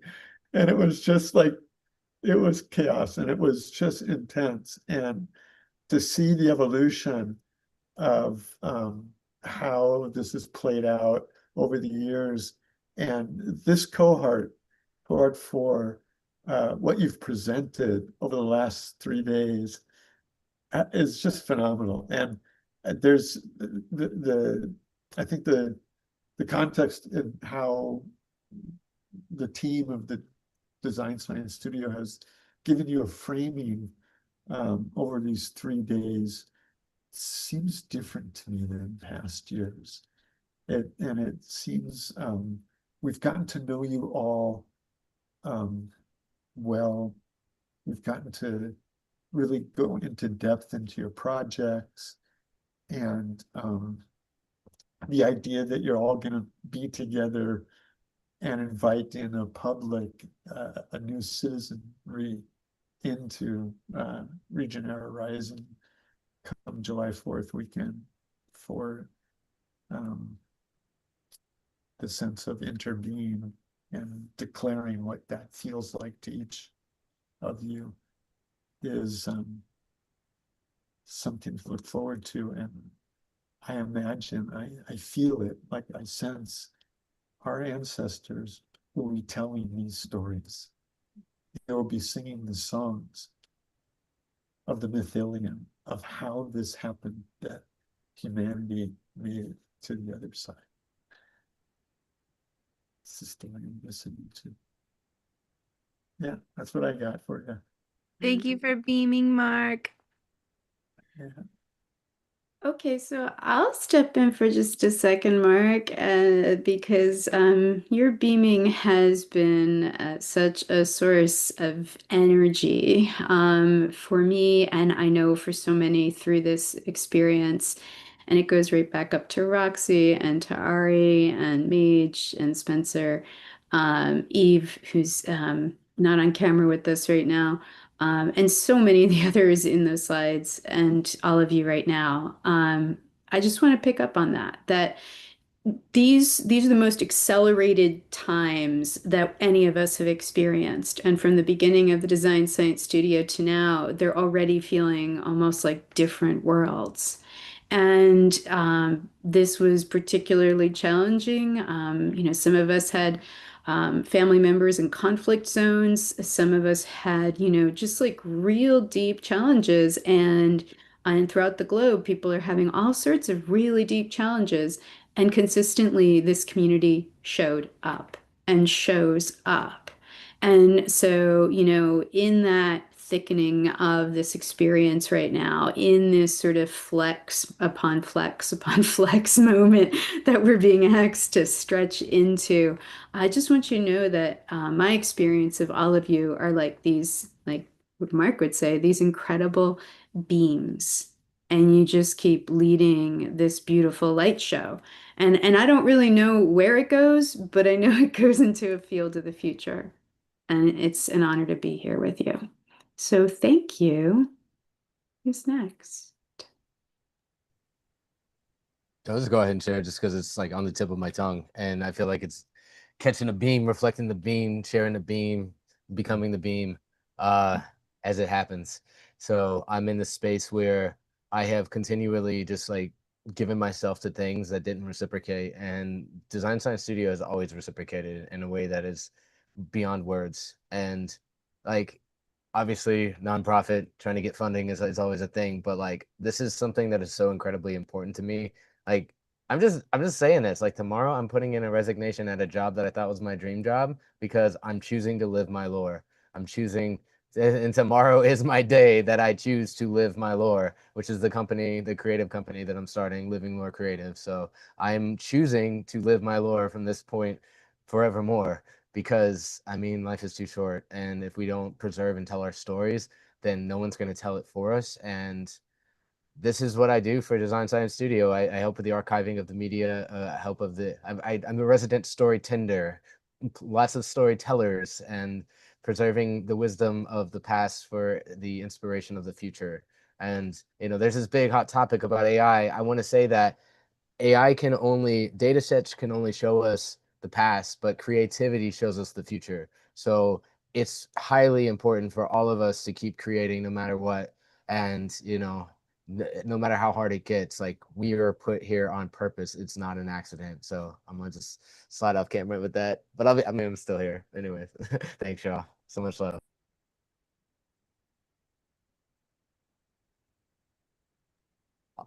Also, shout outs to Miriam in the background. I see you.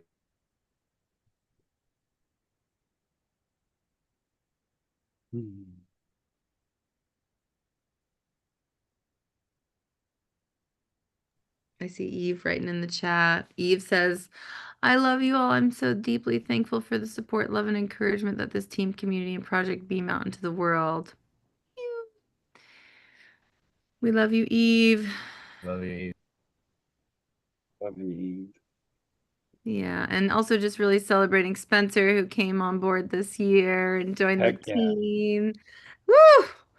Oh man, I love not having to think about what it would have been like without you, Spencer. It's really incredible. So grateful. So grateful. Holding it down. Eve called you a goat in the chat. I might have missed that. But I know you're a picnic table. You're fabulous and incredible and talented and wonderful and so dependable. It's been so amazing. And Scarachi. Also, John, you have your hand up, and then I want to bring Kairishi up here. Yeah. What up, John? Okay, I just wanted to reach out and say thank you for this safe space that's energetic and dynamic and coming from so many directions all at once. We're a worldwide force for good, and everyone here is supportive and supported. And I just wanted to echo that because not every place is like that. And this restores my hope in the future. So thank you all. Thank you, John. Mm-hmm. I think I had an opportunity to shout you out one time this cycle, but it's worth saying again that there were a few periods where we had some downtime, and at some point we had created like a recurring patronage opportunity before we launched the one this year. And John, like, we didn't do a very good job telling anyone about it. But anyways, John signed up for it immediately. And that like $45 a month, like when I would see that come in, I was like, John loves us. Like, we have someone on the outside who believes in us. And it's so funny how like something so simple like that, just like recurring, consistent, like, and that exists with so many people's time and energy. And like, John, you've shown up so much and supported behind the scenes for years. And so I'm glad you're sitting up here with the team because you are definitely on it. Thank you. We love you. Excited to see you in person finally after all these years and hug you. Well, that's how I take my dirty money and put it in good causes. Gotta clean it. Love, love, love. I love this painting you've been working on, Kyra. Any final words from Scratchy or Ari? Oh, I was just gonna say that we'll edit that part out for you. Wait, where'd I go? Oh, wait, there I am. We'll edit that part out. Okay, they don't. I'm not green, but it's okay. Anyways, I am green. Just kidding. Anyway, just whatever. Resonate, Mark? Yeah. My only last words are just how much you all inspire me, and that's in this team here, and the hard work and the care and the dedication that everybody pours in, and it's to every one of the revolutionaries becoming evolutionaries out there. You're all amazing, and thank you for helping us tend this. You are a part of the family now, and as much as you want to lean in and be a part of this as we grow it, you are so welcome at this table. And we so look forward to learning from you in that capacity. Thank All you, right. Ari. Love you. Well, now we have the pleasure of hearing from one of our other evolutionaries, alumni from Cohort 3, Kairishi, and then DJ Keto from the Vision Train is going to give us the gift of a dance party where we get to shake it out and just integrate all of this goodness. So the gratitude love storm is officially reached its at least for the moment pause point so that we can bring this magnificent human up here to share a bit from her heart before we dance together. All right, Kairishi, where you at, Queen? Let's find you. Do you see me? Hi! Hello, how are you? Oh, good. My face hurts from smiling. Too much goodness? So much goodness. I understand. So much goodness. I'm so glad you reached out and you're able to join us. And Me too. I almost missed it. I was like, yeah. but thank you for extending always. I love the way DSS includes alumni. I think the so quote unquote intergenerational aspect of it with regard to the different cohorts is really powerful. And I think it's important. And yeah, so with that, I'm going to share a piece called Kairishi, the artist. But before I start, typically I would pour libation, but I want to honor the fact that Friday was Juneteenth. And that is such a powerful day, especially in a time when those who have power uh, would elect to cut parts of our story and hope that we forget and try to shape history in their eyes. I think it's important for us to name our stories and our traditions and keep them alive. And so with that, I just want to call on all of those ancestors whose names we know and those we know not. I want to call on all of those ancestors from the east, the west, the north, the south. I want to call on all of those ancestors we've lost in any of our traditions through genocide, through colonization, through horrific wars and unnecessary violence. I want to call on those ancestors directly from the Houston, Galveston, Texas area who were the last to be notified that slavery had ended several years before. And last but not least, I want to call on Miss Opal, who they consider, her name is Opal Lee, and they consider her the grandmother of Juneteenth. And she used to walk like thousands of miles every year to press the government to make Juneteenth a holiday. So while Biden signed it into a national holiday, it is because of the footwork, literally the blood, sweat, and tears of Miss Opal, who walked from Galveston to DC every year to petition the government to do so for years. So with that, I say ashe. All right, this piece is a little different from me, but I hope you enjoy it. You're about to embark on an exciting journey with one of the most creative, energetic, determined, and student-centered professionals you'll ever meet. I'm a highly motivated individual that seeks to actively contribute to the artistic and educational community by encouraging and motivating people towards growth, development, and self-expression. With that in mind, I consider myself a humble conduit of change and a creative reflection of all the beauty that exists in the world. One of my core identities is artist. I am an artist. I've been creating art in some form or fashion throughout my entire life. I don't have a choice in whether I create or not. I craft words, movement, and pictures, both consciously and unconsciously. And in many ways, it is as natural to me as taking a breath. In addition to my artistic side, there are 3 other aspects of my identity that really inform my values and ways of being as a person in the world. Being Black, being a woman, and being fat are my most dominant characteristics. They guide my life choices and they feed, shape, and root my art. It's very rare that I create a work of art without one of my character traits in mind. They're always there, even when they're not the driving force, like an undercurrent helping to keep me rooted in my values and intentions.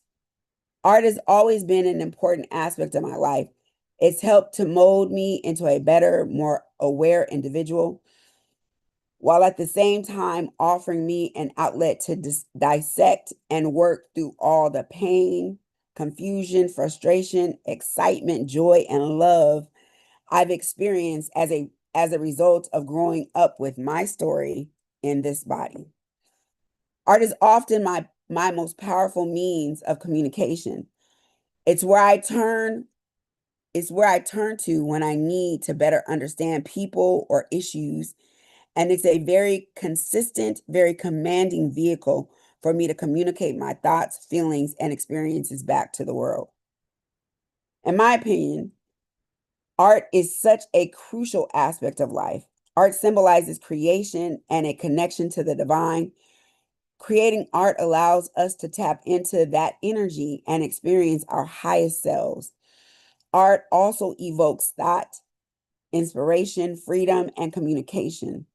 More than thinking about what is, art has the ability to make us dream about what could be. Art is an avenue for exchange. It strips down, presents a message that is naked and vulnerable so that it can transcend boxes, issues of oppression, and preconceived notions, allowing it to speak directly to the human spirit. But beyond all of this, art has the ability to evoke sensations in me in a way that nothing else does. I love it. I love the way it makes me feel, both when I'm creating it and experiencing it. It's beautiful and exciting, harmonious and chaotic all at once. It's pure love and an honest display of a God moment. I have 3 great artistic loves: music, dance / choreography, and poetry / spoken word. My first artistic love is music. I absolutely adore music. I love all types of music, but especially jazz, R&B, hip hop, reggae, and soul. I also appreciate collaboration between different styles, such as hip hop mixed with rock, soul merged with jazz, or world music fused with electronic. I don't know the first time I heard music, probably in utero, but what I do know is all it took was one note, and from there, I was hooked. Some of my earliest childhood memories include music. I remember my father playing John Coltrane, Miles Davis, Hugh Masekela, and Miriam Makeba. I remember the first time my mother introduced me to Nat King Cole, Bob Marley, Still Pulse, and Third World. These musicians filled my heart with music in a way that was timeless. I remember Stevie Wonder, The Whispers, the Jackson 5, Anita Baker, Tina Marie, the Bee Gees, Arrested Development, Diggable Planets, and Hall & Oates, all acting as a backdrop and serving as the soundtrack to my life. I remember going to see the Elements, Earth, Wind, and Fire in concert for the first time when I was not even 5 years old and falling forever in love with them.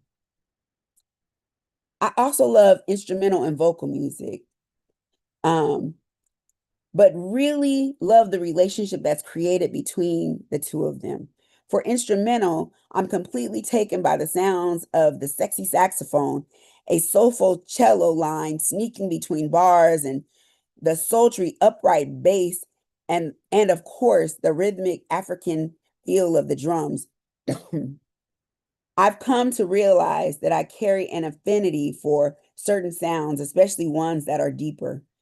As for vocal music, I really don't have a consistent preference, but I can say for sure that if the voice is soulful, raspy, or filled with emotion, it will strike a chord in me. In my opinion, music sounds like the voice of God, and Most High speaks to me through John Coltrane's spiritual, syncopated notes and consciousness, Michael Jackson's sweet voice that seems to churn soul and pop until they are happily married. Dwelle's deep and urban soulful grooves, Music Soul Child's tasteful way of making the inner city streets sound like falling in love. Fertile Ground's contemporary fusion of the African diaspora, Nina Simone's fierce, sultry voice, Branford Marsalis' amazing, beautiful soprano saxophone, Sting's powerful voice, and Hugh Masekela's bold flugelhorn and raw, sensual voice that immediately takes me from being an adult back to my childhood, and from childhood through ages and villages across land and sea until I am wrapped safely in the heart of Africa. Whenever I listen to music, I'm stirred between words. I'm stunned by its sheer and honest beauty. It makes me cry, sing, dance, and want to jump inside the song simultaneously. When I hear music like The Roots, New Edition, Boyz II Men, Alice Coltrane, Billie Holiday, Earth, Wind and Fire, Fela Kuti, Grover Washington Jr., Al Jarreau, Mos Def, Talib Kweli, Jill Scott, Lauryn Hill, India.Arie, Elton John, Ambrosia, Santana, Bob Marley, Still Pulse, and countless others, I'm not only connected to God, but to all the wonderful, enchanting people and things that exist. For music, my next love is dance. Dance has always been my secret conversation with music. I think of it as my voice or my way of expressing whatever I feel from the music. Beyond my own artistic expression through dance, I love the way bodies can be manipulated. I love lines, body rolls, hip rolls, and the contrast between shapes that are linear, angular, and circular. I love that whereas in music, you can hear the polyrhythms, in dance, you can help people see them and by bringing them to life. I cannot imagine living without either of them, and experiencing both of them makes me want to move.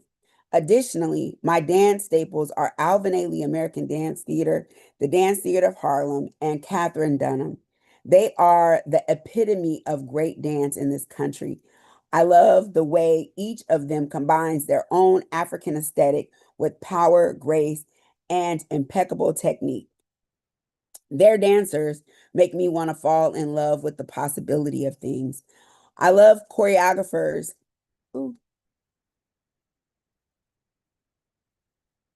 I love choreographers that take risks, utilize their platform to connect with the audience and tell a deeper story or convey a deeper message.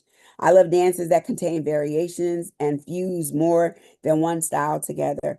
I especially love when an African-based dance like hip hop, Haitian, or Congolese gets fused with a Western dance style like modern or ballet.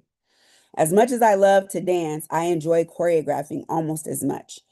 Some of my favorite choreographers are Ronald K. Brown, Doug Caldwell, Ramon Ramos Alayo, Robert Henry Johnson, and Colette Elwa.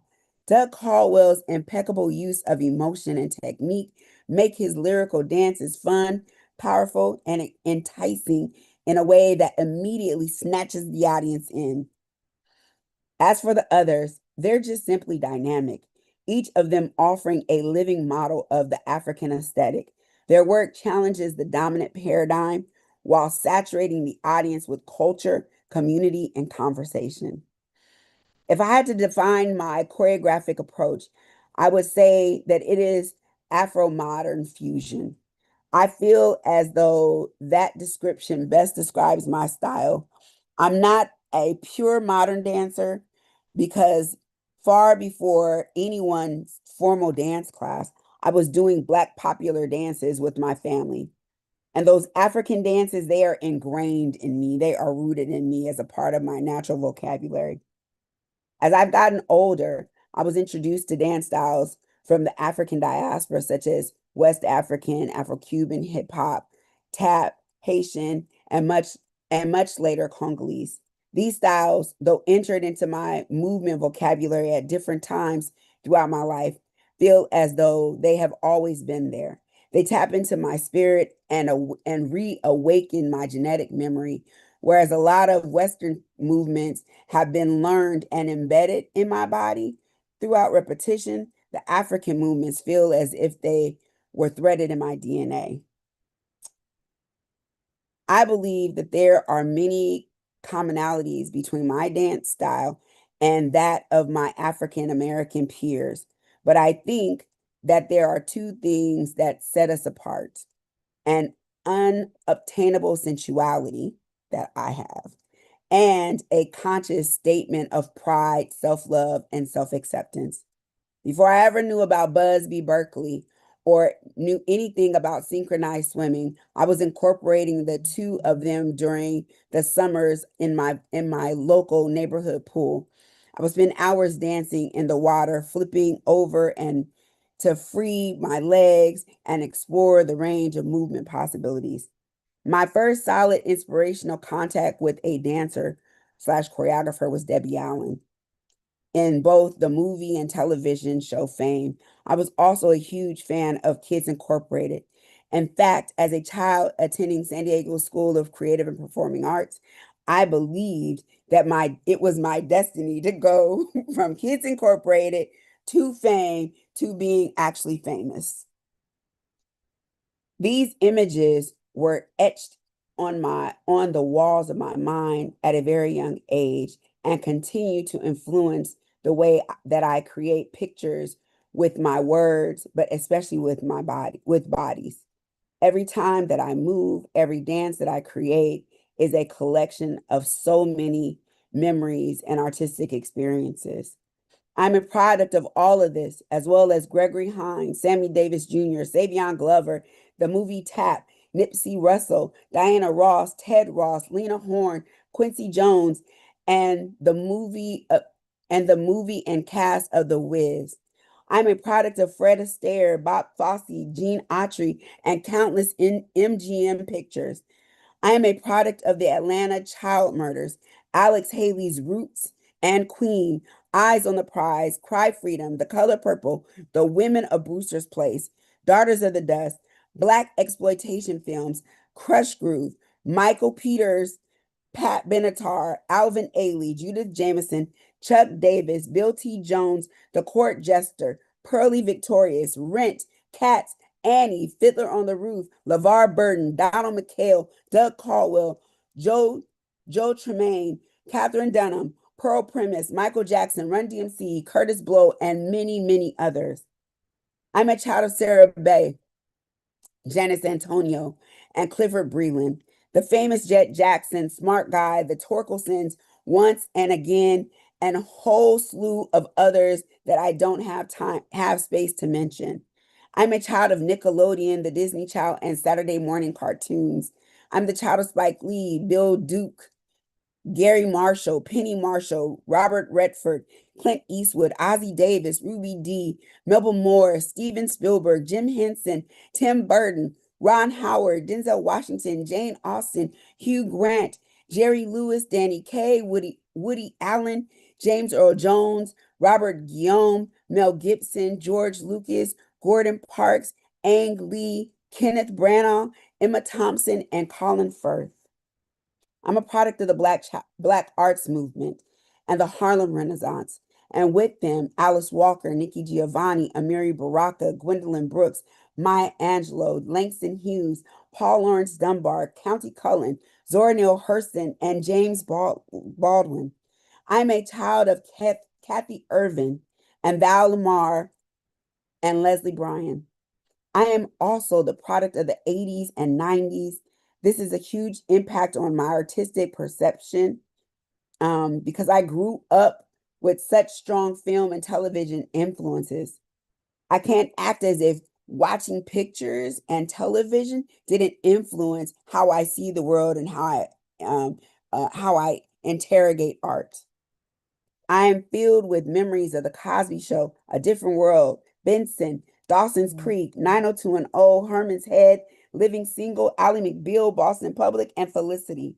Together, these artists, movies, television shows, and networks help to persuade all of my choreographic choices, the music I use, the shapes and stories that I construct, and even the costume and stage effects that support my dances. I also love poetry. I love words. I love playing games with words and finding new ways to link words together.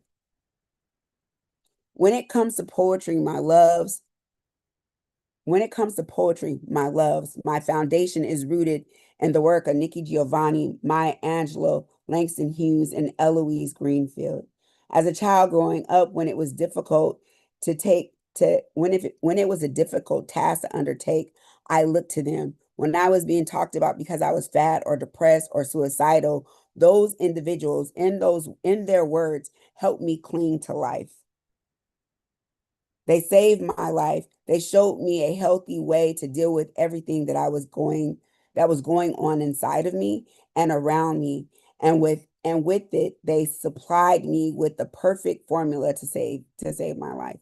These poets, along with writers like Sonia Sanchez, Ntozake Shange, Paul Laurence Dunbar, and the last poets, were more than just great writers to me. They were the bridge between me and my mother, and in some cases, me and my grandmother. I love the way that they can be subtle, but also choose to be right in your face.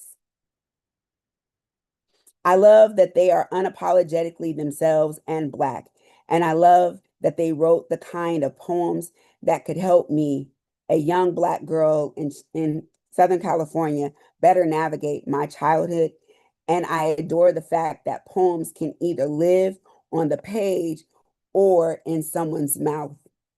In terms of spoken word, I love Saul Williams, Noni Lamar, Lebo Mashile, Napo Mashiani, Flo Makela, Talam Asi, Mark Marcel, Black Ice, and Suhair Hamad, just to name a few. These spoken word artists are my favorites because there is never a time when I listen to one of them perform that I am not inspired to go home and write something myself. People often refer to me as an erotic poet because I have been known to perform an erotic poem from time to time. But I am more than that. I write what I feel. I write from firsthand most of the time. And I am just as much of a poet as a spoken word artist. I like pieces that can live on the page, but I also love to perform. And I like the way performing allows my words to be like a song singing through the air. I now combine a sense of rhythm, timing, and movement into my pieces. They are no longer just poems, Many of them live in a way that I am starting to categorize as movement poetry. When I perform a poem, the movement is almost always as important to the piece as the words I'm saying. My poems contain elements of power, strength, knowledge of self, wisdom, questioning, culture, oppression, eroticism, body image, spirituality, music, movement, and family. I am all of these aspects, and subsequently, so are the things that I create. As an artist, I try very hard to be honest and transparent. I strive to get my own truth in order to communicate that, to my audience. I try to make sure that pieces of myself are always reflected in the work that I create. My dance style, my writing, my choreography, and my spoken word pieces are all very distinctly Kairishi. And though they may be loud, edgy, raunchy, sensual, affirmative, sexy, unapologetic, rhythmical, circular, and sometimes clumsy, they are also seeking to tell truth, especially my truth. They are questions, and they ask questions that inspire others, speak for those who are silent, connect me with the African diaspora, and always aspire to be a better piece of art. I am a fan of fusion, either across categories or mixing different genres within the same category. Perhaps the biggest affirmation of this is the way that I fuse movement, spoken word, and music together. I believe that the greatest power of an artist like John Coltrane or Nikki Giovanni is that they are always seeking to become their best selves through their art. The same is true for me. I aspire to be my best self. And although my art is definitely influenced in some way by the entire group of artists that I love, at the end of the day, my goal is to develop the best artistic Kairishi I can. Thankfully, the individuals who have influenced me and continue to inspire me have set good examples and raised the bar in their own unique ways. This speaks volumes to the type of artist I am. I seek to break down social barriers and investigate the politics of identity and otherness. In doing so, I want my audience to examine their own relationship to otherness. Be it what it feels like to be an other, or what causes them to treat people like others. What's more, having music as my first love is great because the biggest gift that music holds is the gift of feeling. Music hands me the gift of feeling, and in turn, I strive to create art that allows people to feel that. I always want my past to connect to my present, my joy to touch my pain, and my current state to feel my future. The artist that I admire and the work that has inspired me has taught me to value personal growth and expression over acclaim and accolades. I am committed to producing the type of art that can sit in the company of the individuals I love, that I respect, and still shape and shift in a way that permits it to speak to the masses. I come from a long line of artists and histories whose shoulders I find myself standing upon, and they have helped to mold me into the person that I am today. My lineage is long and vast, and reflects in my body and is reflected in my body of work.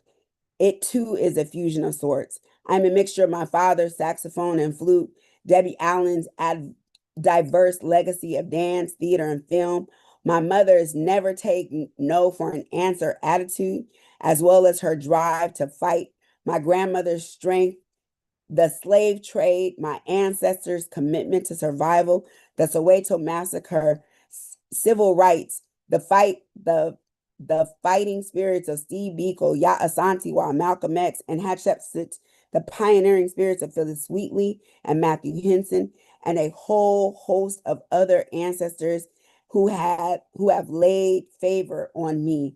African drums, griots, African dancing and rhythms, my family's love, my brother's eloquence and athleticism, my great uncle F.L. Dunwar's love for words and the pen, my cousin Alma's sense of adventure and travel, my cousin Alim's African-centered mindset, Dr. Benson's love for music, Sister Adassa's passion for dance, Mr. Duncan's gift for teaching, Brother Majadi's African mindset and historical consciousness, Sister Naila's love for wisdom and lessons, Sister Abshad's underlying love for Black folks, the Black Arts Movement, Title IX, feminism, Pan-Africanism, Simba Sis Village mentality, and many, many more. I stand on the backs of many. And forever, I will take them with me as I create. Ashe.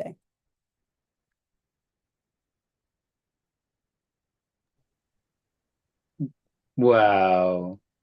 Karishi, so nice to hear your voice, so nice to see your face, and what a testament to how we are woven by the works and hands and blood and sweat and tears of so many. What a deep, deep love poem from your heart into the collective space of knowledge that we live in, the sea that we are, the sea and soil that we are raised in, as creative beings. It really just moved me so much. Thank you for acknowledging Juneteenth, and I couldn't help but think as you were reading through all of those words of Fannie Lou Hamer's words and Maya Angelou's words, that none of us are free until everyone is free, and that the work of liberation is a work of tending our collective soil together, and that I could not be who I could be without some of those voices that you spoke to and the way they speak to me, and you could not be the person that you are otherwise. Yeah. Definitely. Even the ones that we don't see as like prominent. That's why it was important to like put Ambrosia and Elton John. Like when I really let Ambrosia come on, and I am going to fall in love. And we have to be honest about the pieces that really stir us inside, the things that stir us.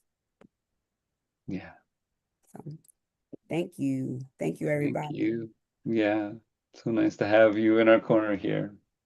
And I can't think of a more perfect way. I'm going to pass it back to Roxy, who's going to share with us a repository of poems from throughout the Design Science Studio, and a beautiful work that her mom and her own blood and kinship has tended. Nice. Can I invite unmute and share the love back to you, Kairishi, from all these beautiful humans that are in the room with us? Inviting you to unmute and just share your sounds, your gratitude, your love. Thank you. Thank you. Yes, thank you, Kairishi. Thank you. What a heart. Thank you, everybody. Yay, love you so much. I was writing to Ari. I was like, wow, like couldn't. I mean, he said it, but I will say it again. Like we started on Juneteenth, and like to come back through the circle, through the portal, to kind of close the container together. It's just such an honor, and you're such a testament to all that your ancestors fought for. You're so beautiful, Kairishi. Thank you. Thank you for your art. Thank you for your heart. Such a joy to be in community with you. And thank you for bringing us Dr. Siri Brown. We had an amazing session with her this year because of you. Thank you. I'm glad you enjoyed, Siri. She just took us, she took a group I was leading to Jamaica. She took us to Jamaica in April. Cool. It was nice.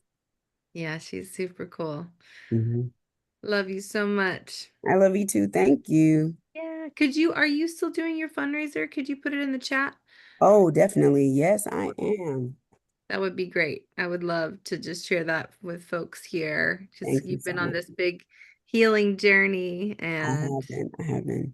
Yes. And my I don't know if people know this, but my live-in caretaker slash niece passed away unexpectedly in January. So that is like throwing all of my stuff. That was why it made the fundraiser so very necessary. So I'm so sorry to hear that. thank you. I mean, we all have our journeys. So, but Yeah. it just that impacted my health journey in a particular way. Yeah, totally. Thank you. Yes, I love you, sending you all of the help and continued healing. And thank you for love you continuing too. to give your heart so freely to all of us amidst all of it. It's amazing. You're such a gift, Kairishi. Thank you. I love you too. And I can't wait to do more with y'all. And give me a second and I'll share my fundraiser in the chat while I'm reading all the amazing messages. I appreciate you all. You're welcome. Thank you. Yes, yes. Please put it in the chat. And stick around. We're gonna have a dance party. Let's dance. I'm gonna be here to dance. Okay, good. Well, as Ari said, I'm gonna share a little peek into one of our worlds. We have a lot of different worlds that have been built throughout the years in a few different amazing platforms. Whew. One of them is called Topia, and it's really cool because there's art and projects and design interventions from creators across every year of the Design Science Studio in Topia.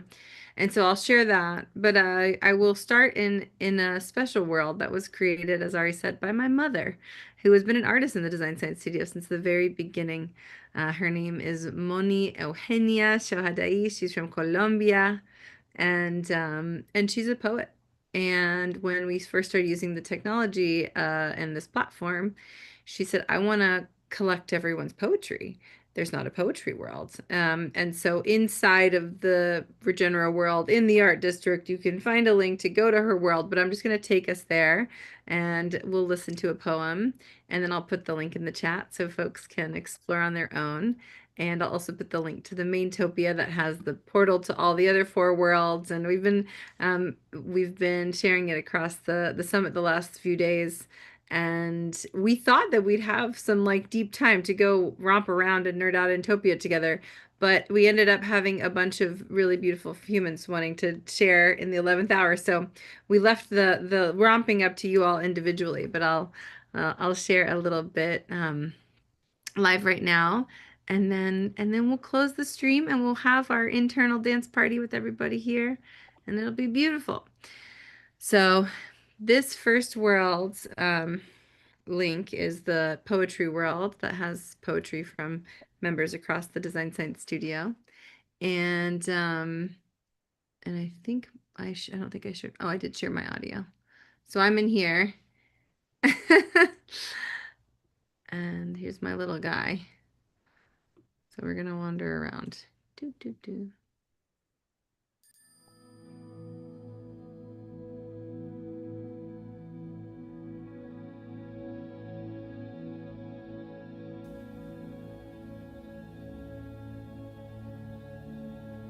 May we learn from banyan trees the creativity of growing aerial roots.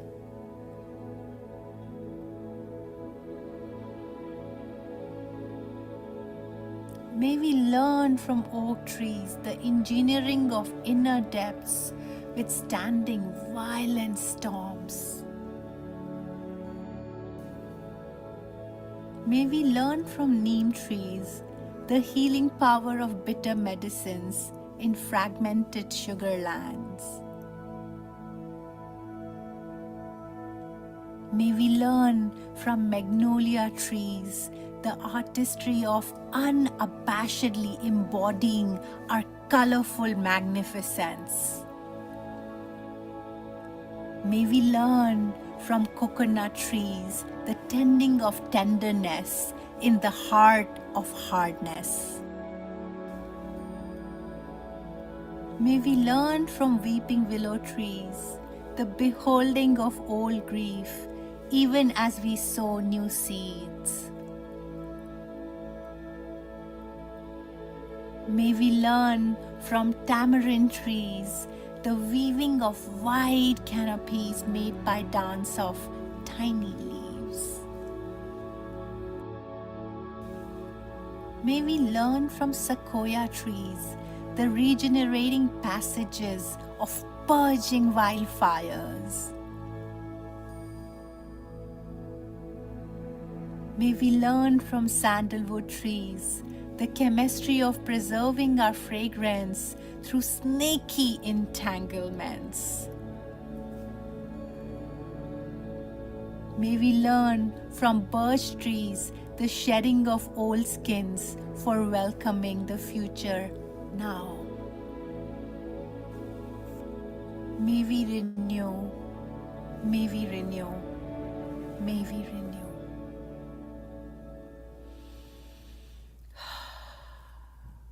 renew.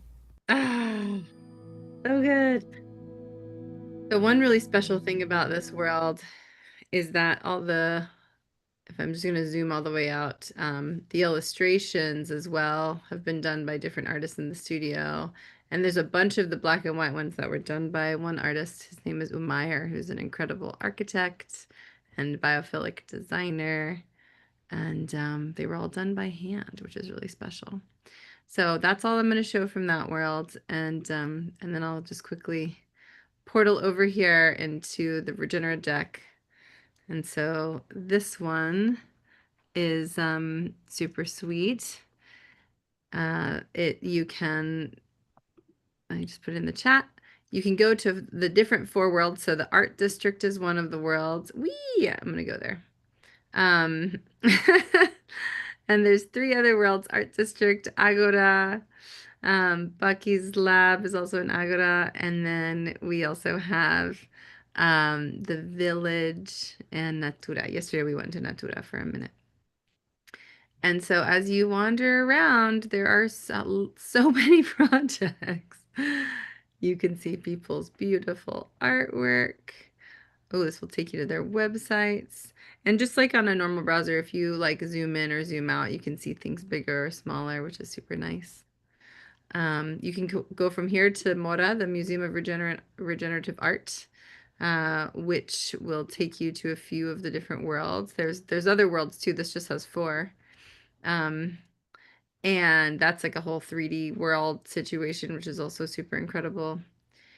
And yeah, I just encourage you to explore. There's so much to find throughout the years, and I will stop here because I've found the vision train.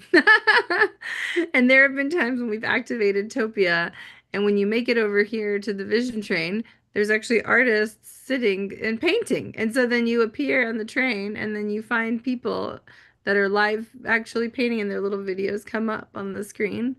And they're working on art, and yeah, it's such a trip. It's been really fun throughout the year. So I definitely encourage you to wander around and have fun, and enjoy the wilds of Topia, as is one of the many ways you can explore people's projects. And with that, I am going to bring back up our slide to close our live stream. So today was day 3 of Regenera Rising. It's also our last day of our virtual summit. And next stop for Regenera is in person in Hopland, California.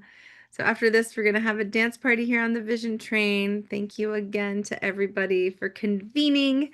It's been such an honor to gather with all of you, creators for Regenerative Futures, and celebrate this great rising of this era of regeneration that we are all stewarding and restoring to support this great turning to be of benefit to all of life. So with that, and with a boatload of gratitude, a friendship, so to speak. I had a whole freak out yesterday because I didn't realize that the word friendship had the word ship in it. That's all thanks to Amanda Sage. I thank you, and I will end our live stream from here. Until next time.